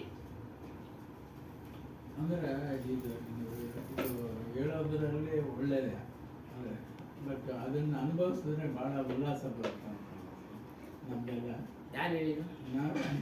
ಮಾಡ್ತಾವೆ ಕೇಳ್ಬೇಕು, ರೂಪ ರಸ ಗಂಧ ನಡಿಬೇಕು ನೀವು. ಅದ್ರಲ್ಲಿ ಧುಮುಕಿದ್ರೆ ಆನಂದ ಆನಂದ ಬ್ರಹ್ಮಾನಂದ. ಸ್ಪೀಡ್ ನಲ್ಲಿ ಹೋದ್ರು ಆನಂದ ತಗೊಳ್ತಾ ಇದ್ರು ಹೊಸಕೋಟೆ ಹತ್ರ. ಏನಾದ್ರು ಹುಡುಗರು ಏನ್ ಸ್ಪೀಡ್ ನಲ್ಲಿ ಹೋಗೋದು ಬಹಳ ಆನಂದ ಅಲ್ವಾ ಸ್ವಾಮಿ ಅವ್ರಿಗೆ? ಅದೇ ಏನಾಯ್ತು ಅವ್ರಿಗೆ? ಅದನ್ನ ನಾವು ವಿಚಾರ ಮಾಡ್ಬೇಕು. ಎಲ್ಲ ಅಷ್ಟೇ, ಎಲ್ಲ ಅಷ್ಟೇ. ಎಷ್ಟೊತ್ತಿರುತ್ತೆ ಆನಂದ? ಅದು ಕುಡಿತಾ ಕುಡಿತಾ ತಿರ್ಗಾ ಏನೋ ಸ್ವಲ್ಪ ಸ್ವಾಮಿ ಎಷ್ಟು ಗಂಟೆ ಕಾಲ ಇರುತ್ತೆ? ಹೋಗ್ರಿ, ಅದೇ ಆನಂದನ ಕಂಡಿಡಿದ್ರಿ ನೋಡೋಣ. ಅಲ್ಲಿ ಜ್ಞಾನ ಬರ್ತೈತೆ. ಈಗ ಸಾಧನೆ ಅದ್ರ ಬಂದಿ ಹೊಡಿತದಲ್ಲ, ಏನು ಕೇಳಿದ್ರೆ ನೀವು ಆನಂದ ಅಂದ್ರಲ್ಲ, ಅಲ್ಲಿ ರಿಸರ್ಚ್ ಮಾಡ್ಬೇಕು. ಅವಾಗ ಹೀಗೆ ಅದಕ್ಕೆ ಹೇಳ್ಬಿಟ್ರು ನಮ್ಮ ಸ್ವಾಮೀಜಿಗಳು, ಇವ್ರ ವಿಚಾರ ಕೇಳ್ತೀನಿ. ಬಂಗಿ ಸೇದ್ ಬಿಡ್ತಾರೆ, ಪುರ್ರ ಅಂತ ಬಿಟ್ಬಿಡ್ತಾರೆ, ಆನಂದ ಅಂತಾರೆ. ಆನಂದ ಅದ್ರಾಗೆಲ್ಲ ಆನಂದ ಇಲ್ಲ ಸ್ವಾಮಿ. ಇಲ್ಲ, ವಿಷಯ ವಾಸನೆಗಳಷ್ಟೇ ಅವೆಲ್ಲ. ವಿಷಯ ವಾಸನೆ ಶಾಶ್ವತ ಅಲ್ಲ. ಶಾಶ್ವತವಲ್ಲ, ಶಾಶ್ವತವಲ್ಲ. ಶಾಶ್ವತವಾಗಿರೋ ಆನಂದನ ಪಡಿಬೇಕು ನಾವು. ಅದಕ್ಕೆ ಸಾಧ್ಯವಾದಷ್ಟು ದೂರ ಇರಿ. ಮತ್ತು ಜ್ಞಾನೋದಯ ಅಂದ್ರೆ ಏನು ಅಂದ್ರೆ, ಈ ಭೌತಿಕ ಜ್ಞಾನ ಬೇರೆ, ಇದು ಅವಶ್ಯಕತೆ ಇದೆ. ಭೌತಿಕ ಜ್ಞಾನ, ಹೊರಗಿನ ವಿಚಾರಗಳ ಜ್ಞಾನ ಬೇಕು ನಮಗೆ, ಜೀವನೋಪಾಯಕ್ಕೆ ಬೇಕು, ಅವಶ್ಯಕತೆ ಇದೆ. ಮತ್ತು ಶಾಸ್ತ್ರಜ್ಞಾನ ಅದು ಅವಶ್ಯಕತೆ ಇದೆ. ಸಾಫ್ಟ್ವೇರ್ ಇಂಜಿನಿಯರ್ ಆಗ್ಬೇಕಾದ್ರೆ ಅವ್ನು ಓದ್ಬೇಕು ಅದಕ್ಕೆ ತಕ್ಕಂಗೆ. ಜಾತಕ ನೋಡೋಣ ಆಗ್ಬೇಕಾದ್ರೆ ಜಾತಕದ ವಿದ್ಯೆ ಕಲ್ತಿರ್ಬೇಕು, ಶಾಸ್ತ್ರ ವಿದ್ಯೆ. ಇವೆರಡೂ ಜ್ಞಾನಕ್ಕಿಂತ ಉತ್ತಮವಾದ ಜ್ಞಾನ ಅಂದ್ರೆ ಆತ್ಮಜ್ಞಾನ.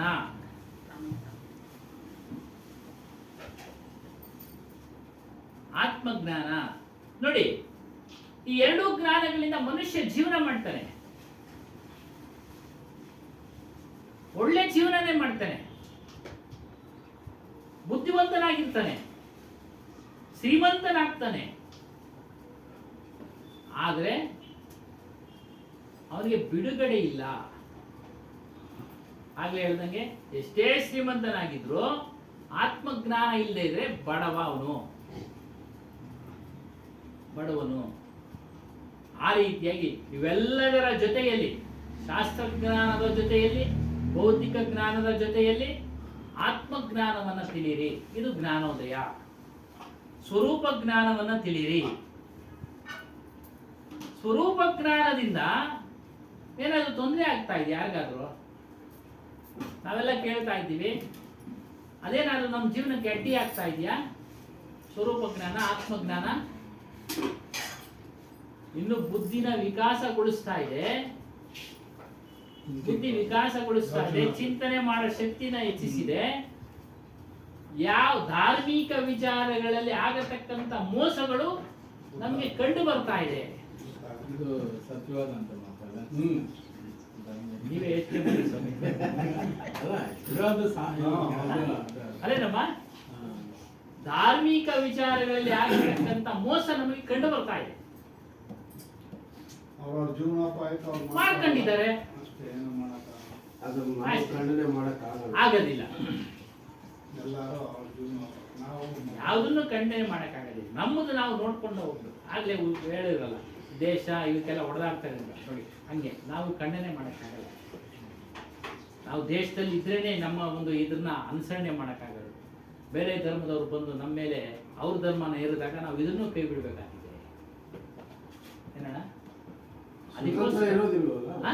ಸ್ವತಂತ್ರ ಸ್ವತಂತ್ರ ಇರೋದಿಲ್ಲ. ಇರೋದಿಲ್ಲ, ಅದನ್ನ ಯೋಚನೆ ಮಾಡ್ತಾರೆ. ಅದಕ್ಕೋಸ್ಕರ ಅವರು ಸನಾತನ ಧರ್ಮ ಅನ್ಕೊಂಡಿದ್ದಾರೆ, ಮಾಡಲಿ, ಏನೋ ಒಂದು ಮಾಡಲಿ.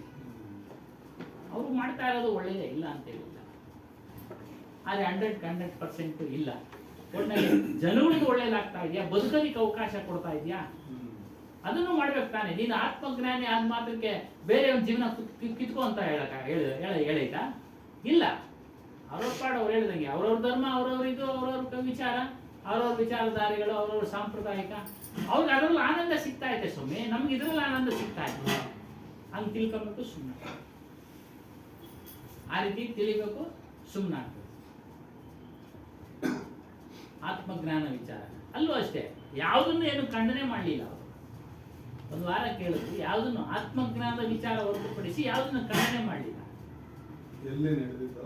ಕಬೀರ್ನಾಥ್ ಸ್ವಾಮೀಜಿ ಸಾಗರ ಟ್ಯಾಕ್ಸ್ ಹತ್ರ ಹೇಳಿದ್ರು, ಇದು ನಿಮ್ಗೆ ಪ್ರಾಪ್ತಿ ಆಗೋವರೆಗೂ ಅಲ್ಲಿವರೆಗೂ ಅದನ್ನು ಮಾಡ್ತಾ ಇರಿ. ಪೂಜೆ ಪುನಸ್ಕಾರಗಳು, ವಿಗ್ರಹ ಅದೇ ಹೇಳಿದ್ರು, ಶ್ರೀ ಸಾಮಾನ್ಯ ಅದನ್ನು ಮಾಡ್ತಾ ಇರಿ. ಇದು ಅರಿವಾದ್ಮೇಲೆ ಅದರ ಅವಶ್ಯಕತೆ ಇಲ್ಲ, ಬೇಕು ಅನ್ಸಲ್ಲ. ಇದು ಜ್ಞಾನ ಆದ್ಮೇಲೆ ನಿಮ್ಗೆ ಅದನ್ನು ಮಾಡದೇ ಇದ್ರು ಏನು ಅನ್ಸಲ್ಲ, ಏನು ಆಗೋದಿಲ್ಲ. ಒಳಗಿನ ದೇವ್ರು ಗೊತ್ತಾಗಬೇಕು, ಅವಾಗ ಆಚೆ ದೇವ್ರು ಬಿಡ್ತೀವಿ. ಒಳಗಡೆ ನಮ್ಮಲ್ಲೇ ಇರ್ತಕ್ಕಂಥ, ಎಲ್ಲರಲ್ಲೂ ಇರ್ತಕ್ಕಂಥ ಪರಮಾತ್ಮನು, ಆತ್ಮನ ಪರಿಚಯ ಆದಾಗ, ಅದರ ಅನುಭವ ಆದಾಗ, ನಮ್ಮ ಅನುಭವ, ಬೇರೆಯವರ ಆತ್ಮದ ಅನುಭವ ನಮ್ಗಾಗಲ್ಲ, ನಮ್ಮ ಆತ್ಮದ ಅನುಭವ ನಮ್ಗಾದಾಗ, ಓ ಇದು ಶಾಶ್ವತ, ಇದು ಒಳ್ಳೆಯದು ಅಂತೇಳಿ ತಿಳಿದಾಗ ಅವನು ಅದನ್ನ ಮಾಡಲಿಕ್ಕೆ ಹೋಗೋದಿಲ್ಲ, ಅದನ್ನ ಮಾಡಲಿಕ್ಕೆ ಹೋಗೋದಿಲ್ಲ.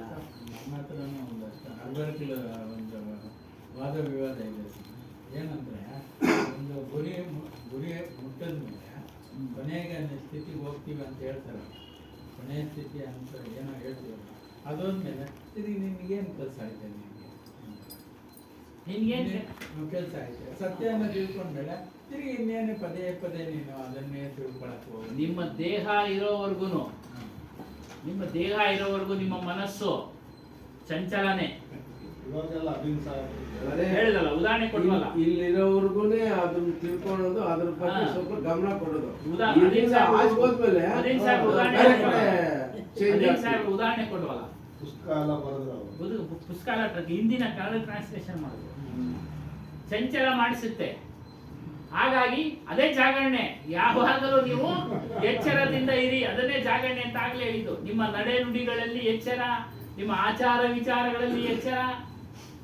ಒಂದ್ಸಲಿ ತಿಳಿದು ಅದ ಅನುಭವಕ್ಕೆ ಬಂದ್ಮೇಲೆ ಇನ್ನೇನಿಗೆ ಬೇಡ ಅಂತ ಅನ್ಬಿಟ್ಟು ಬಿಟ್ಬಿಟ್ರೆ ಮನಸ್ಸು ನಿಮ್ಮನ್ನ ಯಾಮಾರಿಸಿ ಎಲ್ಲ ಎಲ್ಲ ಕರ್ಕೊಂಡು ಹೋಗುತ್ತೆ. ಆ ವಿಚಾರನೇ ಹೇಳಿದ್ರಲ್ಲಿ ಕಬೀರ್ ವಿಚಾರ ಎಲ್ಲ ಸಾಕಿಗಳು ಹೇಳ್ತಾರೆ ಗೊತ್ತಾ ಸಮಯಲ್ಲಿ, ಅವರೆಲ್ಲ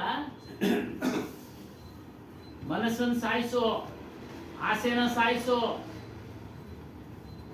ಅವೆರಡೂ ಸತ್ತಿಲ್ಲಲ್ಲಪ್ಪ. ಮನಸ್ಸಿಗೆ ಆಸೆ ಇರೋದು. ಮನಸ್ಸನ್ನ ಸಾಯಿಸು, ಆಸೆನ ಸಾಯಿಸು. ಮನ್ ನಾಮರ, ತೃಷ್ಣ ನಾಮರ ಎರಡೂ ಸತ್ತಿಲ್ಲ ಪ್ರಪಂಚದಲ್ಲಿ, ಮನುಷ್ಯರ ಜೀವನದಲ್ಲಿ. ಅದನ್ನ ಸಾಯಿಸಿ ಕಬೀರ್ ವಿಚಾರಗಳನ್ನು ಹೇಳ್ತಾರಲ್ಲಿ. ಶ್ರೇಷ್ಠವಾದ ಜ್ಞಾನ ಆತ್ಮಜ್ಞಾನ. ಅವ್ರು ಹೇಳಿದ ಎಲ್ಲ ಕಾಳಿ ಬಣ್ಣ ಬಳಸಿದ್ರು. ಆತ್ಮಜ್ಞಾನ ವಿಚಾರವನ್ನೇ ಸಾಕಷ್ಟು ಜನ ತಿಳಿಸ್ತಾರೆ. ಏನಂದ್ರೆ ಇದರ ಅನುಭವ ಆಗೋವರೆಗೂ ನೀವು ಅದನ್ನು ಮಾಡ್ತಾ ಇದ್ರಪ್ಪ. ಅದರಿಂದ ಸ್ವರೂಪ ಜ್ಞಾನ ಏನ್ ಮಾಡುತ್ತೆ, ಬುದ್ಧಿನ ವಿಕಾಸ ಮಾಡುತ್ತೆ. ಶಾಸ್ತ್ರಗಳು ಏನು ಎತ್ತ ಅನ್ನೋದು ನಿಮ್ಗೆ ತಿಳಿಯಕ್ಕೆ ಅನುಕೂಲ ಮಾಡುತ್ತೆ. ಶಾಸ್ತ್ರ ಕೇಳಕ್ ಹೋಗ್ತೀವಿ, ಶಾಸ್ತ್ರದ ವಿಚಾರವನ್ನು ಹೇಳ್ತೀವಿ ಅಲ್ವಾ.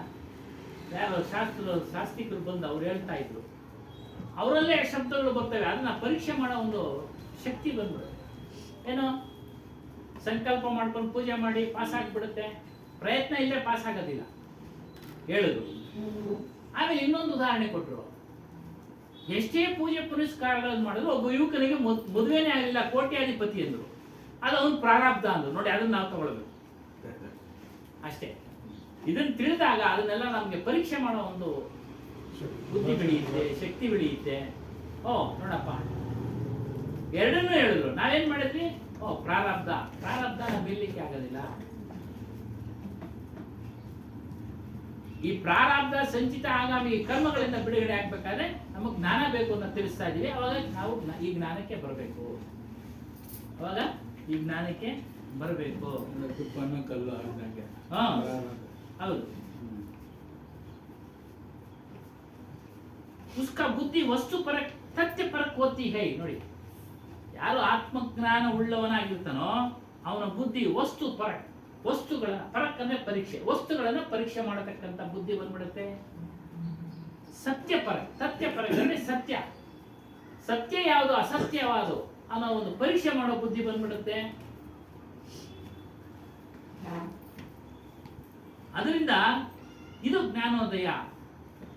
ಶಾಸ್ತ್ರಗಳ ಜ್ಞಾನ ಉಂಟಾಗ್ಬಿಡುತ್ತೆ. ಯಾರ್ಯಾರು ಏನೇನು ಹೇಳ್ತಾರೆ, ಏನೇನು ಆಗ್ತಾ ಇದೆ ಎಲ್ಲ ವಿಚಾರ ಮಾಡ್ತಾರೆ.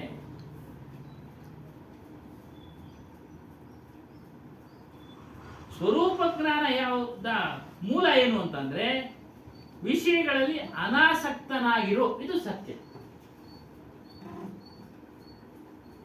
ಅನಾಸಕ್ತಿಯಿಂದ ಇದ್ರೇನೆ ಉಪನಿಷತ್ತುಗಳು ತಿಳಿಸ್ತವೆ ಇದನ್ನ. ಅಲ್ಲಿ ಹೇಳಿದ್ವಲ್ಲ, ಡಂಬ ಬಿಡಿ, ದರ್ಪ ಬಿಡಿ ಎಲ್ಲ ಇದೆ ವಿಚಾರಗಳು. ಬೇಕಾದ್ರೂ ಬೇಕಾಗಿರೋದನ್ನ ತೆಗೆದುಕೊಳ್ಳೋದು. ಅದನ್ನೆಲ್ಲ ವಿಷಯಾಸಕ್ತಿಗಳನ್ನ ದೂರ ಮಾಡೋದಿಕ್ಕೆ ನಿಮ್ಗೆ ಬೇರೆ ಶಾಸ್ತ್ರಜ್ಞಾನ ಬೇಕಾಗಿಲ್ಲ, ಹೊರಗಿನ ಭೌತಿಕ ಜ್ಞಾನ ಬೇಕಾಗಿಲ್ಲ. ಸ್ವತಃ ನಿಮಗೆ ವಿಚಾರ ಗೊತ್ತಾದಾಗ, ಇದನ್ನ ದೂರ ಮಾಡಬೇಕು ಅಂತ ಗೊತ್ತಾದಾಗ ದೂರ ಮಾಡಿ. ಅದಕ್ಕೆ ಓದಿರ್ಲೇಬೇಕು ಅಂತಿಲ್ಲ. ಶಾಸ್ತ್ರಜ್ಞಾನ ಅಂದ್ರೆ ಓದಿರ್ಲೇಬೇಕು ಅಂತಿಲ್ಲ, ವಿದ್ಯಾವಂತನಾಗಿರ್ಬೇಕು ಅಂತೇನಿಲ್ಲ. ಹೇಳಿದ್ದನ್ನ ಕೇಳಿದ್ರೆ, ಚಿಂತನೆ ಮಾಡಿದ್ರೆ ಅವನಿಗೆ ಅರಿವು ಉಂಟಾಗ್ಬಿಡುತ್ತೆ. ಉದಾಹರಣೆ ಕೊಟ್ವಿ, ಅವಿದ್ಯಾವಂತನಾದವನು ಬಂದು ಇಲ್ಲಿ ಕುತ್ಕೊಂಡು ಕೇಳ್ತಾ ಇದ್ದ, ಹೇಳಿದ್ರಲ್ಲ ಮದ್ಯಪಾನದ ವಿಚಾರ.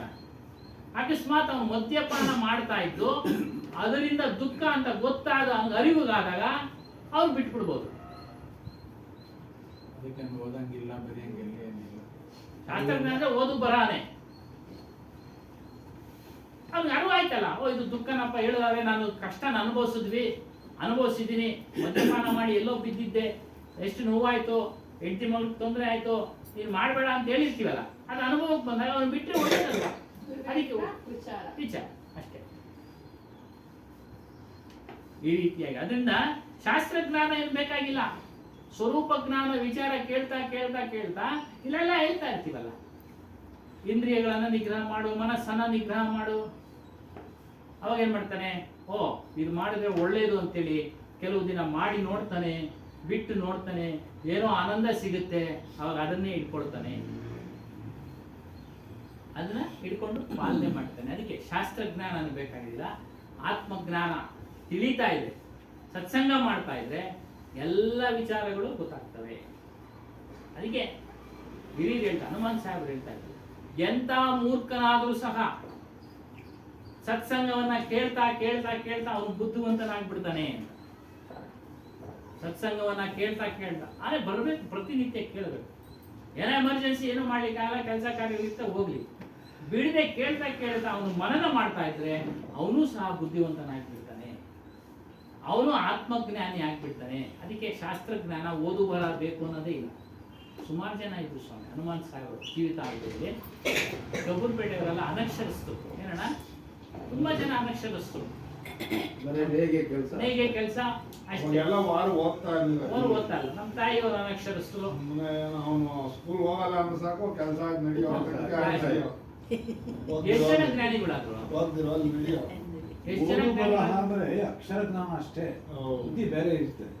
ಓದಿದ್ರೂ ಇರ್ತದೆ, ಜನಸಾಮಾನ್ಯಗೂ ಬುದ್ಧಿ ಇರ್ಬೋದು. ಗ್ರಾಜುಯೇಟ್ ಸಹ ಇದಕ್ಕೆ ಇದ್ರ ಬಗ್ಗೆ ಅವ್ರಿಗೆ ಗೊತ್ತಿಲ್ಲ ಅಂತವರು ಅಷ್ಟೇ ಎಲ್ಲ ಗೊತ್ತಾಗಬೇಕು ಅಂತ ಏನಿಲ್ಲ.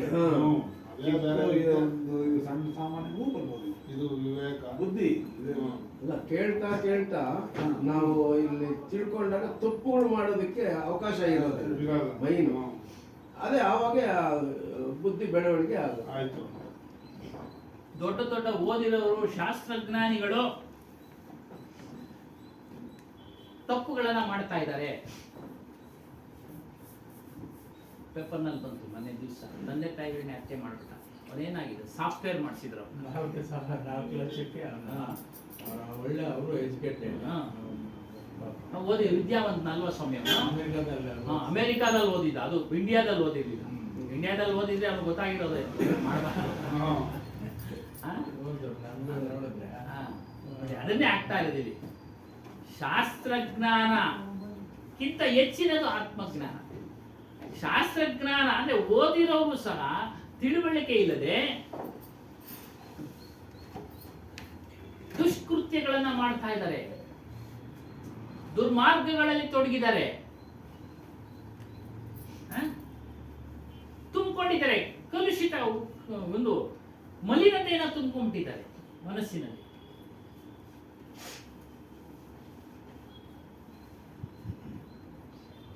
ಆದ್ರೆ ಶಾಸ್ತ್ರಜ್ಞಾನ ಭೌತಿಕ ಜ್ಞಾನ ಬೇಡ ಅಂತಾನ ಹೇಳ್ತಾ ಇಲ್ಲ ಇಲ್ಲಿ. ನೋಡಿ, ಅದು ಹೇಳಿದ್ದಾರೆ, ನಾವು ಬೇಡ ಅಂತ ಹೇಳ್ತಾ ಇಲ್ಲ. ತಿಳ್ಕೊಳ್ಳಿ, ಭೌತಿಕ ಜ್ಞಾನ ತಿಳ್ಕೊಳ್ಳಿ, ವ್ಯಾವಹಾರಿಕ ಜ್ಞಾನ ತಿಳ್ಕೊಳ್ಳಿ, ಓದು ಬರಹ ಮಾಡಿ, ಅದ್ರ ಜೊತೆಯಲ್ಲಿ ನಿಮಗೆ ಶಾಶ್ವತವಾದ ಶಾಂತಿಯನ್ನು ಕೊಡತಕ್ಕಂಥ ಆತ್ಮಜ್ಞಾನವನ್ನು ತಿಳ್ಕೊಳ್ಳಿ. जिस ज्ञान से आत्म शांति मिलती है,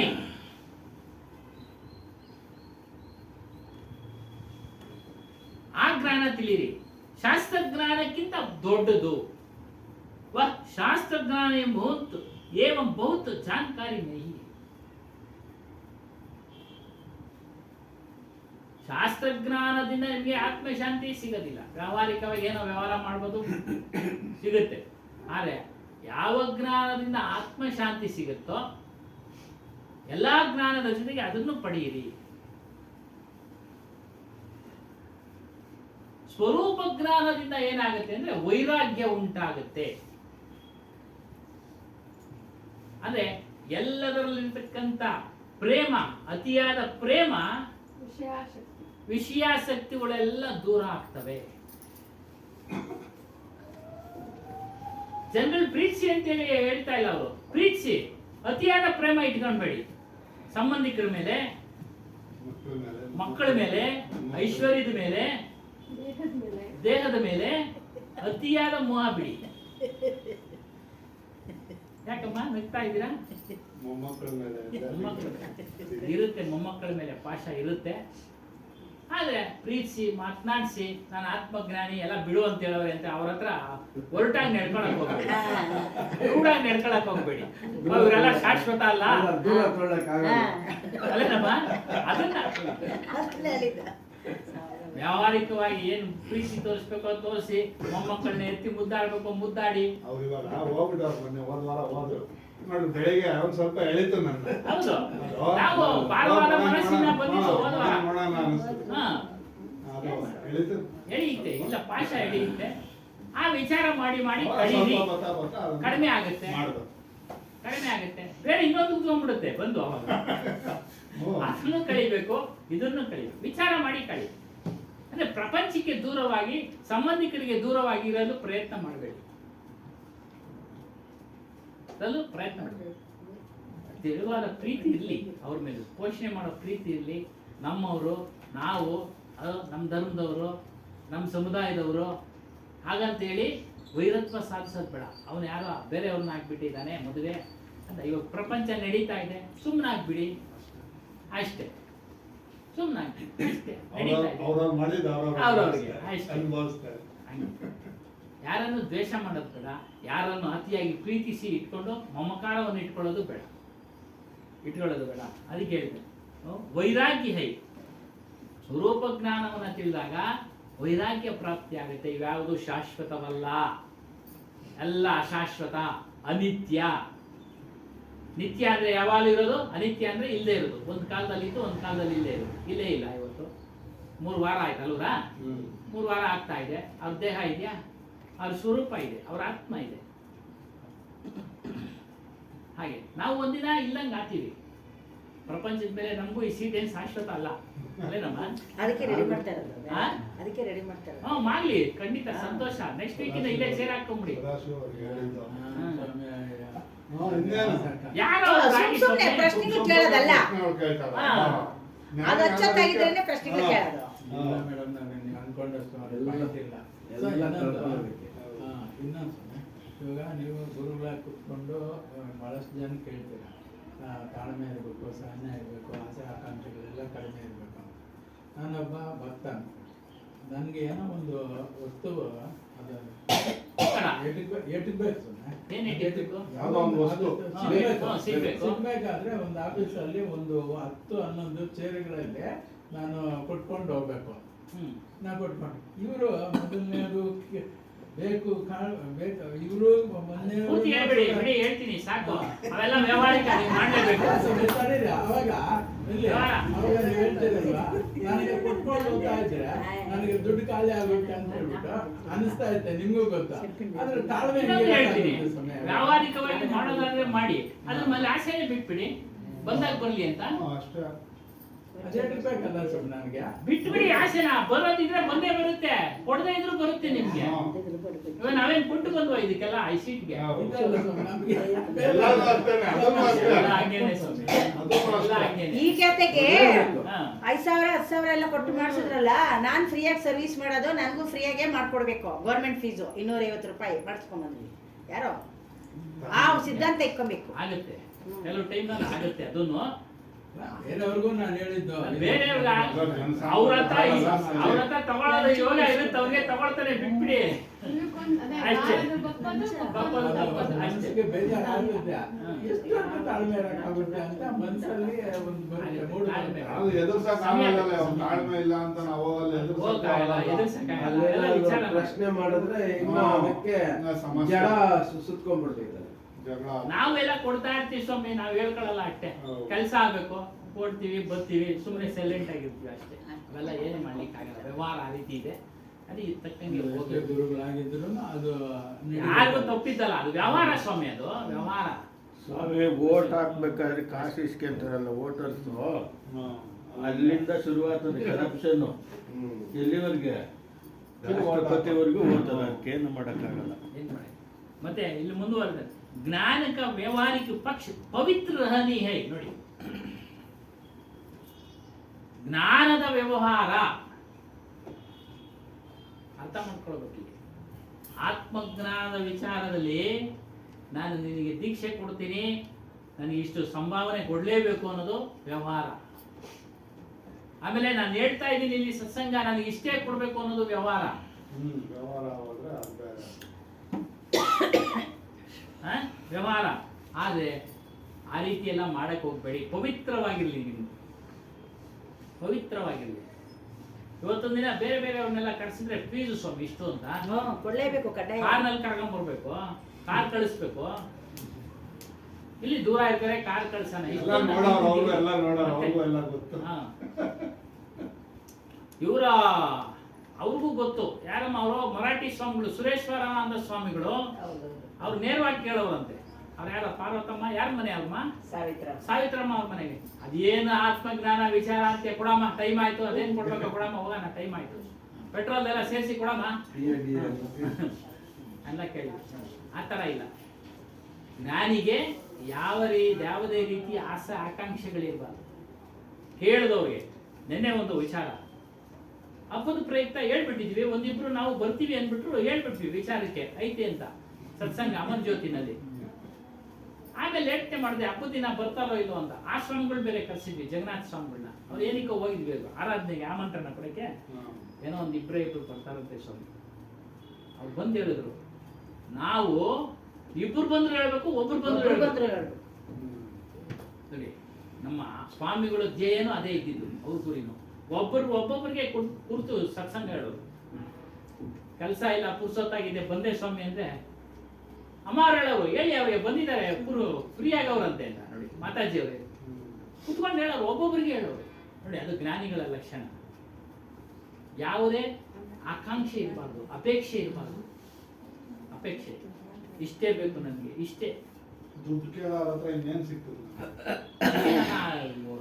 ಅಲ್ಲಿ ಆಶ್ರಮದಲ್ಲಿ ಸತ್ಸಂಗ ನಡೆಯೋಗ್ಬಿಟ್ಟೆ, ದಕ್ಷಿಣೆ ಕೊಡಬೇಕು ಅನ್ನೋದೇ ಇಲ್ಲ, ಕಂಡೀಷನ್ ಇಲ್ಲ. ಇಲ್ಲಿ ಹೇಳಿ ಅಲ್ಲಿ ದಕ್ಷಿಣೆ ಕೊಡಬೇಕು ಅನ್ನೋದು ಕಂಡೀಷನ್ ಇಲ್ಲ. ಬಂದು ಸತ್ಸಂಗ ಕೇಳಿ ನೀವು. ಇರೋರು ಕೊಡಬಹುದು, ಅದು ಹೇಳ್ಬಿಡಿ. ಇರೋರು ಕೊಡಬಹುದು, ಕೊಡದೇನೆ ಇರ್ಬೋದು. ಆದ್ರೆ ಸತ್ಸಂಗಕ್ಕೆ ಬನ್ನಿ, ಸತ್ಸಂಗ ಕೇಳಿ, ಒಳ್ಳೆ ಜ್ಞಾನ, ಒಳ್ಳೆ ವಿಚಾರ, ಧನ್ಯರಾಗಿ. ಅದಕ್ಕೆ ಪವಿತ್ರ ರಹನಿ ಹೈ, ಪವಿತ್ರವಾಗಿದೆ ಜ್ಞಾನ. ಇದ್ರ ವ್ಯವಹಾರನೂ ಹೀಗೆ ಪವಿತ್ರವಾಗಿರುವಂಗೆ ನಾವು ನೋಡ್ಕೊಳ್ಬೇಕು. ಪವಿತ್ರವಾಗಿರೋಂಬೇಕು. ಪವಿತ್ರದ ಅರ್ಥ ಏನಂದ್ರೆ ಗಲತ್. ನೋಡಿ ಇನ್ನ ಹೇಳ್ತಾ ಇದ್ದಾರೆ, ಗಲತ್ ಆದದ್ದು, ಇವೆಲ್ಲ ತಪ್ಪು ಅಭ್ಯಾಸಗಳು. ಈ ಅಭ್ಯಾಸನೂ ಅಷ್ಟೇ. ಮತ್ತೆ ನಾವು ಜ್ಞಾನ ತಿಳಿದ ಮೇಲೂ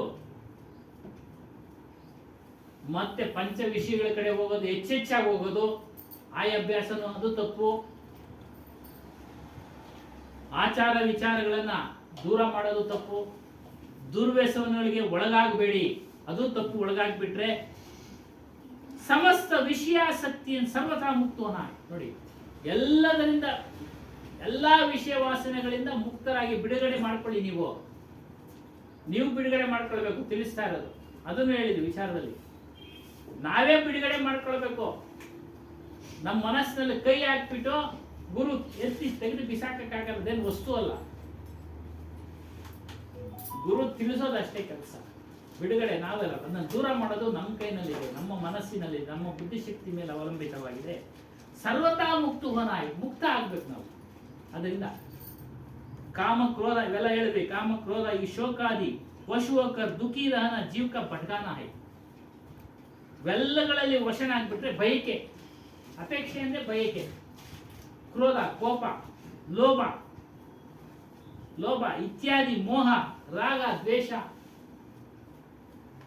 ಇವುಗಳಿಗೆ ಯಾವಾಗ ವಶನಾಗ್ತಾನೋ ಮನುಷ್ಯ, ಎಲ್ರಿಗೂ, ಜ್ಞಾನಿಗೆ ಆಗಲಿ ಅಜ್ಞಾನಿಗೆ ಆಗಲಿ ಯಾರಿಗನ ಆಗಲಿ, ಅಂತವನು ಸುತ್ತುತ್ತಾ ಇರ್ಬೇಕಾಗುತ್ತೆ. ಪಟಕ್ನ ಅಂದ್ರೆ ಸುತ್ತೋದು, ಅಲ್ದಾಟ, ಹುಟ್ಟೋದು ಸಾಯೋದು. ये सब स्वरूप के अज्ञान तथा विषयासक्ति के वश होता है. ಸ್ವರೂಪ ಜ್ಞಾನ ಇಲ್ಲದೆ ಇರೋರು ಇದಕ್ಕೆ ವಶರಾಗಿರ್ತಾರೆ. ಆತ್ಮಜ್ಞಾನ ಅವರು ಇಲ್ಲದೆ ಇರೋರು, ಅಜ್ಞಾನ ಉಳ್ಳವರು ಇದಕ್ಕೆ ವಶರಾಗಿರ್ತಾರೆ. जब स्वरूप का ज्ञान हो जाता है, ಯಾವಾಗ ಸ್ವರೂಪ ಜ್ಞಾನ ಉಂಟಾಗುತ್ತೋ ವಿಷಯಾಸಕ್ತಿಗಳೆಲ್ಲ ಮಿಟ್ ಜಾತಿ ಅಂದ್ರೆ ದೂರ ಆಗುತ್ತೆ. ಅಂದ್ರೆ ನಾವು ಮಾಡಬೇಕು ದೂರ. ಅವ್ರು ಹೇಳಿದ್ದಾರೆ ಆಗುತ್ತೆ, ಕ್ರಮೇಣ ಕೇಳ್ತಾ ಕ್ರಮೇಣ ಆಗುತ್ತೆ, ಇಲ್ಲ ಅಂತ ಹೇಳಿಲ್ಲ. ಅವ್ರ ಮಾತಿನಲ್ಲಿ ಸತ್ಯ ಇದೆ. ಯಾವಾಗ ನಾವು ಮನನ ಮಾಡ್ತಾ ಇರ್ತೀವಿ, ಇದು ಕೆಲಸ ಮಾಡಬಾರ್ದು ಅಂತ ಅಂದಾಗ ಮಾಡದೆ ಹಾಗೆ ಆಗುತ್ತೆ. ಆ ರೀತಿಯ ವಾತಾವರಣ ಉತ್ಪತ್ತಿ ಆಗುತ್ತೆ. ನೀವು ಮಾಡಕ್ಕೆ ಆಗೋದಿಲ್ಲ, ಅದನ್ನ ನೀವು ಮಾಡ್ಲಿಕ್ಕೆ ಆಗೋದಿಲ್ಲ. ಉದಾಹರಣೆ ಪೊಲೀಸ್ ಕೆಲಸದಲ್ಲಿದ್ದೇನೆ, ಅಂತ ವಿಚಾರಗಳು ಬರ್ತಾನೆ ಇಲ್ಲ ನಮ್ಮ ಹತ್ರಕ್ಕೆ. ಅವ್ನು ಮಾಡಲ್ಲ, ಸರಿ ಇಲ್ಲ, ಅವನು ಬೇರೆಯವ್ರ ಹತ್ರ ಹೋಗೋದು ಅಷ್ಟೇ. ಆ ವಾತಾವರಣನೇ ಬರಲ್ಲ ಹತ್ರ ನಿಮ್ಗೆ. ಯಾಕಂದ್ರೆ ನಾವು ನೇರ ಇಲ್ಲಪ್ಪ ಅದಾಗೋದಿಲ್ಲ ಅಷ್ಟೇ. ಸಕಾರಾತ್ಮಕ ಅದು ನಕಾರಾತ್ಮಕ ಅಷ್ಟೇ. ಇಲ್ಲ ಅದಾಗೋದಿಲ್ಲ. ಅವ್ರು ಆಗದೇ ಇದ್ರು ಆಗುತ್ತೆ ಅಂತ ಹೇಳ್ತಾರಲ್ಲ, ಆಗುತ್ತೆ ಅಲ್ಲ ಮಾಡಿಸು ಅಂತ ಹೇಳ್ತಾರೆ ಅವರು. ಇವ್ರು ಆಗುತ್ತೆ ರೀ, ಮಾಡ್ತೀವಿ ಅಂತಾರೆ, ಅಷ್ಟೇ ವ್ಯತ್ಯಾಸ. ಆಗೋದು ಬಿಡೋದು ಅವ್ನ ಪ್ರಾರಬ್ಧ ಕರ್ಮ, ಅವ್ನ ಪ್ರಾರಬ್ಧ. ಹಂಗೆ ಲಾಯರ್ ಹತ್ರಕ್ಕೆ ಹೋದ್ರೆ ವಿಧಾನಸೌಧ ಮಾಡಿಸ್ಕೊಡ್ತೀನಿ ಅಂತಾನೆ. ಅದನ್ನ ಹೇಳೋಣ ಅಂತ ಇದ್ದೀನಿ, ನೀವು ಹೇಳ್ತಾ ಇದ್ದೀರಲ್ಲ. ವಿಷಯಾಸಕ್ತಿ ಹೋಗುತ್ತೆ, ಸಾರ ಆಂದೋಲನ ಸಮಾಪ್ತ ಹೋ ಜಾತೆ. ಆಂದೋಲನ ಮನಸ್ಸಿನಲ್ಲಿ ದ್ವಂದ್ವ, ಮಾಡಬೇಕು ಬಿಡಬೇಕು, ಇದೇ ದ್ವಂದ್ವ, ಇದೇ ಆಂದೋಲನ. ಇವೆಲ್ಲ ದೂರ ಆಗುತ್ತೆ. ಇದು ಸತ್ಯ ಐತೆ, ಅದನ್ನ ಮಾಡದೇ ಇದ್ರು ನಡೆಯುತ್ತೆ, ಬಿಡಪ್ಪ. ಆಗಲೇ ಅವರು ಹೇಳಿದ್ರು ಒಂದು ಮಾತು, ಸಮಯ ಮಾತನಾಡ್ತಾ ಇದ್ರು ಸಮಯ ಕಳೆಯುತ್ತೆ, ಸುಮ್ಮನೆ ಇದ್ರು ಸಮಯ ಕಳೆಯುತ್ತೆ, ಕೆಲಸ ಮಾಡ್ತಾ ಇದ್ರು ಸಮಯ ಕಳೆಯುತ್ತೆ. ಸಮಯ ಇರಲ್ಲ, ಏನ್ ಸಮಯ ಅಲ್ವರಾ? ಹಾಗೆ ಏನಿದ್ರು ಹಾಗೆ ಆಗುತ್ತೆ, ಏನಾಗ್ಬೇಕು ಅನ್ನೋದು. ಆದ್ರೆ ಅದನ್ನ ಮಾಡಿದ್ರೆ ಬಂಧನ ಅಂತ ತಿಳ್ಕೊಂಡು ಏನ್ ಮಾಡ್ತಾನೆ, ಆತ್ಮಜ್ಞಾನದಲ್ಲಿ ನಿಲ್ತಾನೆ. ಏನಾಗ್ಬೇಕು ಅನ್ನೋದು ಆಗುತ್ತೆ ಬಿಡಿ. ಒಳ್ಳೇದಾಗ್ಬೇಕು, ನನ್ನ ಪ್ರಾರಬ್ಧದಲ್ಲಿ ಒಳ್ಳೇದಾಗುತ್ತೆ, ಕೆಟ್ಟದಾಗ್ಬೇಕು ಅನ್ನೋದಿದ್ರೆ ಕೆಟ್ಟದಾಗುತ್ತೆ ಅನ್ನೋ ಒಂದು ವಿಚಾರ ಅವನಲ್ಲಿ ಬಂದ್ಬಿಟ್ಟಿರುತ್ತೆ. ಹಾಗಾಗಿ ಆಂದೋಲನ ಎಲ್ಲ ಅವನು ದೂರ ಮಾಡ್ಕೊಳ್ತಾನೆ.